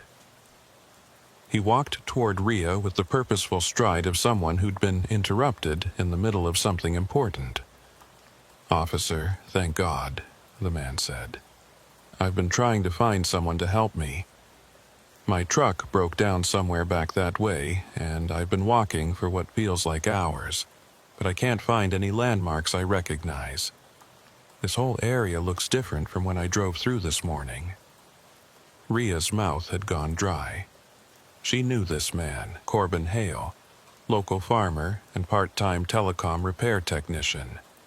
She'd been one of the responding officers to his fatal accident, had seen his body being extracted from the wreckage of that same pickup truck after he'd swerved to avoid a deer and hit a tree at 60 miles per hour. Corbin Hale had been dead for 3 months. "Mr. Hale," Rhea said carefully, "do you know what day it is?" "What? It's Tuesday. No, wait, Wednesday? I left the house this morning to check on the cell tower up by the state forest, but—" He trailed off, looking around with growing uncertainty. "This isn't right. None of this is right. Where's the road? Why does everything look so dark?" "Mr. Hale, I need you to think very carefully. What's the last thing you remember before you started walking?" "I was driving. There was something in the road, a deer, I think. I swerved to avoid it, and then—" His face went pale. Oh God, I crashed, didn't I? I hit the tree, I felt the impact, and then everything went dark, and I thought I'd just blacked out for a minute, but it's been longer than that, hasn't it? It's been a lot longer." Rhea keyed her radio with trembling fingers. "Control, I need you to pull up the file on Corbin Hale. Vehicle accident on Route 46, approximately 3 months ago. Eamon's response came back after a moment of searching. Corbin Hale, deceased August 14th. Fatal collision with a tree, pronounced dead on scene. Why are you asking about a closed case, Unit 7? Because Corbin Hale is standing in front of me right now, and he doesn't know he's dead. Silence on the radio. Then, quietly, Unit 7. I need you to repeat that. The deceased driver from the August accident is here at milepost 47. He's disoriented, seems to think he just crashed, doesn't realize 3 months have passed. Rhea was watching Corbin carefully, seeing the way his form flickered slightly in her flashlight beam, the way he seemed simultaneously solid and transparent. Eamon, I think this location is collecting them. Everyone who died on these roads, everyone who got lost and never found their way home, they're all being drawn here to the payphone. Corbin was backing away, his expression shifting from confusion to dawning horror. No, that can't be right. I can't be dead. I have work to finish. I have to check that cell tower. I have to... He looked down at his hands, saw the way they were becoming translucent, and let out a sound that was half sob, half scream. What's happening to me? More vehicles were appearing now, emerging from the darkness like ghosts, coalescing into temporary solidity. An old sedan with a shattered windshield, a motorcycle with bent forks and a missing wheel, a minivan with its entire passenger side caved in. All of them showed damage. All of them were driven or occupied by people who looked lost and frightened and didn't seem to understand where they were or how they'd gotten there. The drivers got out, drawn toward the payphone like moths to a flame. A teenage girl in a prom dress, makeup running from tears. An elderly man in pajamas, looking around in bewilderment. A woman clutching a baby carrier, rocking it gently even though the carrier was empty. All of them dead. All of them unable to accept or even perceive their own deaths, trapped in the moment between impact and oblivion. Unit 7, evacuate immediately. Eamon's voice was sharp with command. You're in the presence of some kind of mass temporal displacement event. Get back to your vehicle and return to the station. I can't just leave them, Eamon. They're asking for help. They're beyond help. Whatever you're seeing, it's not the actual people. It's echoes, residual energy, something that's being amplified by whatever's wrong with that location. You need to leave before you become part of it. But Rhea couldn't move. She was watching the dead crowd around the payphone, watching them reach for a device that no longer existed, listening to them make calls that would never connect to anything in the real world. They were trapped here, she realized, caught in a loop, endlessly calling for help, endlessly waiting for someone to answer, endlessly unable to understand that the help they needed was beyond anything the living could provide. The payphone's ringing had become a cacophony, dozens of overlapping rings, all slightly out of sync, creating a dissonant symphony that made Rhea's teeth ache. And through the ringing came voices, so many voices, calling out to loved ones, to dispatchers, to anyone who might be listening. Please come get me. I don't know where I am. The accident wasn't my fault. I need to make sure everyone knows it wasn't my fault. Tell my wife I'm sorry. Tell her I was trying to get home. I can see the lights ahead, but I can't reach them. The road just keeps going and I never arrive anywhere. Rhea felt tears on her cheeks and didn't remember starting to cry. These were people, or had been people, or were the memory of people who'd died on these rural roads far from help, far from home. And somehow their final moments had been captured here, preserved by whatever strange property the milepost 47 location possessed, playing out on endless repeat. A hand touched her shoulder and she spun, weapon half drawn, to find herself looking at Avis Trammell. The woman was in her 70s, wearing a floral print dress and sensible driving shoes, her gray hair carefully permed. She looked solid and real, but Rhea could see stars through her chest. "You're the officer who came to help," Avis said gently. "Thank you for that. Not many people can see us anymore. Not many people listen when we call. Mrs. Trammell, I don't understand what's happening here. Neither do we, dear. We're just driving, trying to find our way home, and we keep ending up here, at this phone, on this road that doesn't go anywhere anymore." Avis looked around at the other dead, her expression sad but accepting. "I think we're stuck between where we were and where we were supposed to go. The accident happened, and we should have moved on to whatever comes next, but something about these roads kept us here. Maybe because we died alone. Maybe because nobody knew where we were when it happened. Maybe because we weren't ready to let go." Behind Avis, Corbin Hale was talking to the teenager in the prom dress, both of them comparing notes on their respective accidents, trying to piece together how they'd ended up in this impossible space. Others were doing the same, forming small groups, sharing stories of wrong turns and bad weather, and the moment when they'd realized something had gone catastrophically wrong. "How many of you are there?" Rhea asked. "I don't know. Dozens that I've met. Maybe hundreds that I haven't. People have been dying on these roads for as long as there have been roads. We all end up here eventually if we died the right way, alone, confused, in the dark." Avis smiled, and it was the saddest thing Rhea had ever seen. The payphone is the only thing that still works, the only connection to the world we left behind. So we keep calling, keep trying to reach someone who might understand, might help us find the way home.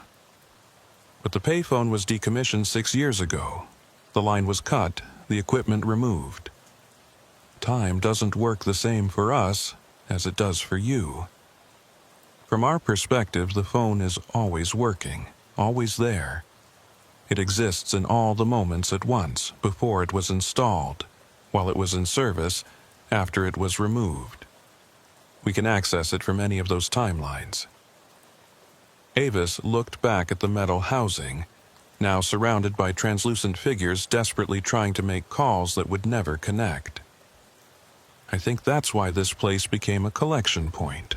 The phone bridged so many different times, connected so many different moments that it created a weak spot in whatever separates the living from the dead." Rhea's radio erupted with static, and through it came Eamon's voice, distant and distorted. "Unit 7, your signal is degrading. I'm reading electromagnetic interference levels that shouldn't be possible. You need to move away from that location immediately before—" The transmission cut off completely. Rhea looked down at her radio and saw the display flickering, showing timestamps from different years cycling rapidly. 2017, 2023, 2019, 2024, 2015. The device was losing its ability to maintain a coherent position in time, just like everything else at milepost 47. "You should go," Avis said, "while you still can. This place pulls at the living same as it pulls at the dead.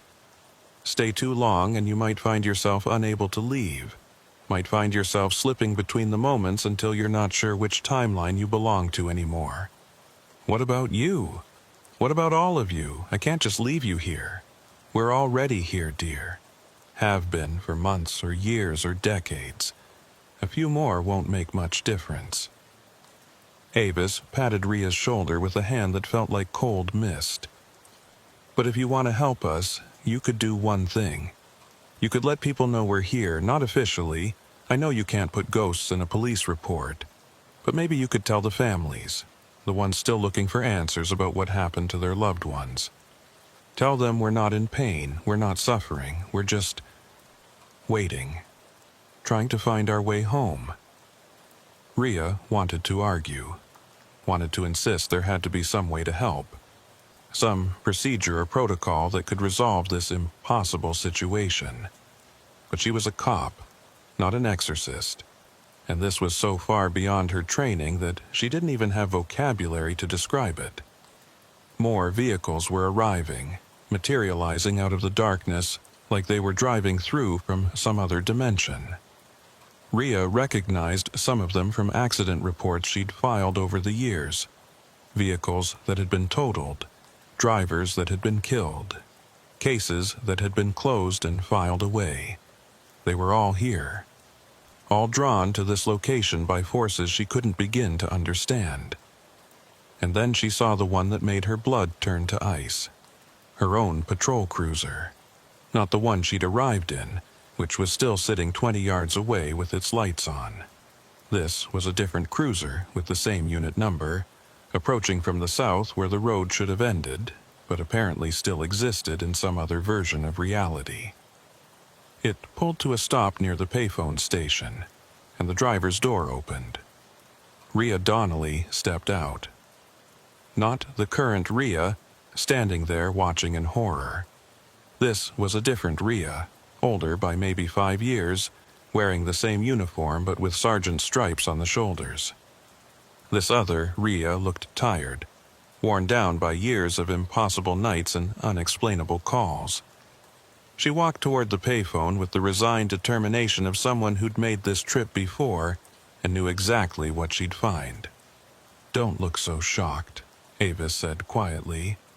"Time doesn't flow in one direction here. That's you from 5 years ahead, coming back to this place because you never really left it. This night marked you, changed you, made you part of whatever's wrong with milepost 47. You'll keep coming back, keep trying to understand, keep hoping you can help us find our way home." The future Rhea didn't seem to see her past self. She walked right past the current Rhea like she wasn't there, approached the crowd of dead, and began speaking to them in low, comforting tones. Rhea couldn't hear the words, but she could see the effect. The dead calmed down, stopped their frantic calling, gathered around the future version of her like she was a shepherd, and they were lost sheep who'd finally found someone to follow. "Is that real?"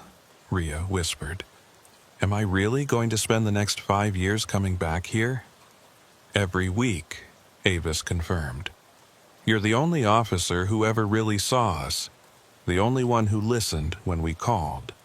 So you keep coming back, keep checking on us, keep trying to find a way to help even though there isn't one. It becomes your purpose, your obsession. Some might call it a haunting, but I think it's more like a calling."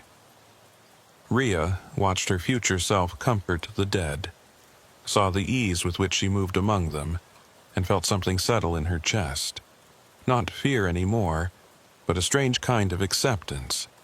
If this was her future, spending years trying to help people who were beyond help, maintaining vigil over a collection of lost souls trapped between life and death, then maybe that wasn't the worst fate. At least she'd be doing something that mattered. Her current timeline radio crackled back to life. Eamon's voice breaking through. "7, if you can hear me, I need you to acknowledge. Your GPS signal is drifting, showing multiple positions simultaneously. Rhea, please respond." She keyed the radio, watching her future self continue working with the dead. "Control, Unit 7, I copy. I'm okay, Eamon, but I need you to understand something. The reports we filed, the missing persons, the unexplained accidents, they're all here. At milepost 47, this is where they ended up. Unit 7, you're not making sense. Are you saying you found bodies?" "No, not bodies, just people who don't know they're not people anymore. People who are still trying to call for help from a phone that exists in all times at once." Rhea took a deep breath. "I'm going to need you to pull every unsolved missing persons case from the last 20 years. Cross-reference them with County Road 19. I think we're going to find that a lot of them had their last known position somewhere along this stretch. And then what? We can't exactly arrest ghosts or file charges against a temporal anomaly. No. But we can acknowledge them. We can let their families know they didn't just disappear into nothing. That they're still here, in a way, still trying to reach out. Rhea looked around at the crowd of dead, saw the hope in their translucent faces. And maybe that's enough. Maybe just being witnessed, being remembered, is what they need to finally move on. Avis Trammell was fading now, her form becoming less distinct as dawn approached. The others were fading too, returning to wherever they existed when the living world wasn't perceiving them. The payphone's ringing had quieted to a soft, almost melodic tone, no longer desperate but almost peaceful. "Will you tell my daughter?" Avis asked as she dissolved into morning mist. "Tell her I loved her, and I'm sorry I never made it to Tennessee and I'm not in pain. Tell her I'm just waiting for the road to open up so I can find my way home. I'll tell her," Rhea promised. "I'll tell all of them." The future version of Rhea was fading too, returning to her own timeline 5 years ahead. But before she disappeared, she looked back at her past self and smiled. A sad, knowing smile that carried the weight of hundreds of lonely vigils at this impossible place. Then dawn broke fully, and the dead were gone. The vehicles vanished like they'd never been there. The payphone stopped ringing. County Road 19 extended south into the distance exactly as it was supposed to. The grass and the unnatural road end replaced by normal pavement as reality reasserted itself. Rhea stood alone in the morning light, looking at the empty payphone housing that was once again just a decommissioned piece of infrastructure. But she could still hear the ringing in her head, still see the transparent faces of the lost calling out for help they would never receive. Her radio crackled. "Unit 7, do you copy? Your signal just stabilized. What's your status?" "Unit 7 is Code 4, Control. Situation is contained. I'm returning to the station to file my report." "Copy that. You sure you're okay out there?" Rhea looked at the payphone one last time. In the growing daylight, it looked harmless, mundane. Just another relic of obsolete technology that nobody thought about anymore. But she knew better now. She knew what gathered here when darkness fell, knew what voices called out from a phone that didn't exist, knew what happened to people who died alone on dark roads far from home. "I'm fine, Eamon, but we need to talk when I get back. About missing persons cases, about unexplained disappearances, about all the people who vanished on County Road 19 and never came home." "All right, I'll pull the files. But Rhea, what did you really see out there?" Rhea climbed into her cruiser, started the engine, and pulled away from milepost 47. In her rear-view mirror, she could see the payphone housing receding into the distance, already starting to look unreal, like something from a dream she was forgetting upon waking. "I saw the place where lost things go," she said, "and I think I'm going to be seeing it again. For a long time." The official report stated that Officer Rhea Donnelly had responded to multiple 911 calls originating from a decommissioned payphone station, caused by electrical feedback from storm damage to underground phone lines. The anomalous signals had created the impression of active calls, but investigation revealed no persons in distress at the location. The phone company was notified to ensure the lines were properly terminated to prevent future false alarms. The report made no mention of the dead drivers, the impossible road end, or the conversation with Avis Trammell. Those details existed only in the handwritten notes Rhea kept in a private journal, along with the list of names she was slowly compiling. Names of people who'd gone missing on County Road 19, people whose families still waited for answers that official investigations couldn't provide. Eamon Kells never received another call from the milepost 47 payphone during normal business hours. But sometimes, late at night when the 911 center was quiet and the county was sleeping, he'd see a call come through from that old number. He never answered those calls anymore. He'd learned his lesson. Some calls came from places the living shouldn't reach, from people who existed in the spaces between moments, from phones that refused to accept their own obsolescence. The calls always went to voicemail, and if Eamon listened to the recordings later, all he'd hear was static and ringing, and, very faintly, voices calling out for help that would never arrive. Corbin Hale's widow received a letter 6 weeks later, hand-delivered to her mailbox with no return address. The letter was written in careful, official-looking handwriting and contained a single paragraph. "Mrs. Hale, I wanted you to know that your husband, Corbin, was thinking of you in his final moments. He wasn't in pain, and he wasn't afraid. He's in a peaceful place now, still doing the work he loved, still watching over the roads he traveled. He asked me to tell you that he loves you and he's sorry he couldn't come home. A friend." Similar letters appeared in mailboxes across Mercy County over the following months, addressed to the families of people who'd vanished or died on County Road 19. None of the recipients questioned how the letter writer knew such specific details about their loved ones' final moments. They simply took comfort in the words and tried to find peace in not knowing the full truth. And every week, on her night off, Rhea Donnelly drove out to milepost 47 and sat in her cruiser watching the payphone station in the darkness.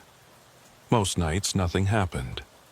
But sometimes, when conditions were right, when fog rolled in from the state forest, when the moon was dark, when the boundary between here and elsewhere grew thin, she'd see them. The dead drivers calling from their phone that existed in all times and no time, trying to find the road that would lead them home. And Rhea would sit with them, listen to their stories, and promise to remember them when the morning came and they faded back into whatever space held those who couldn't or wouldn't move on.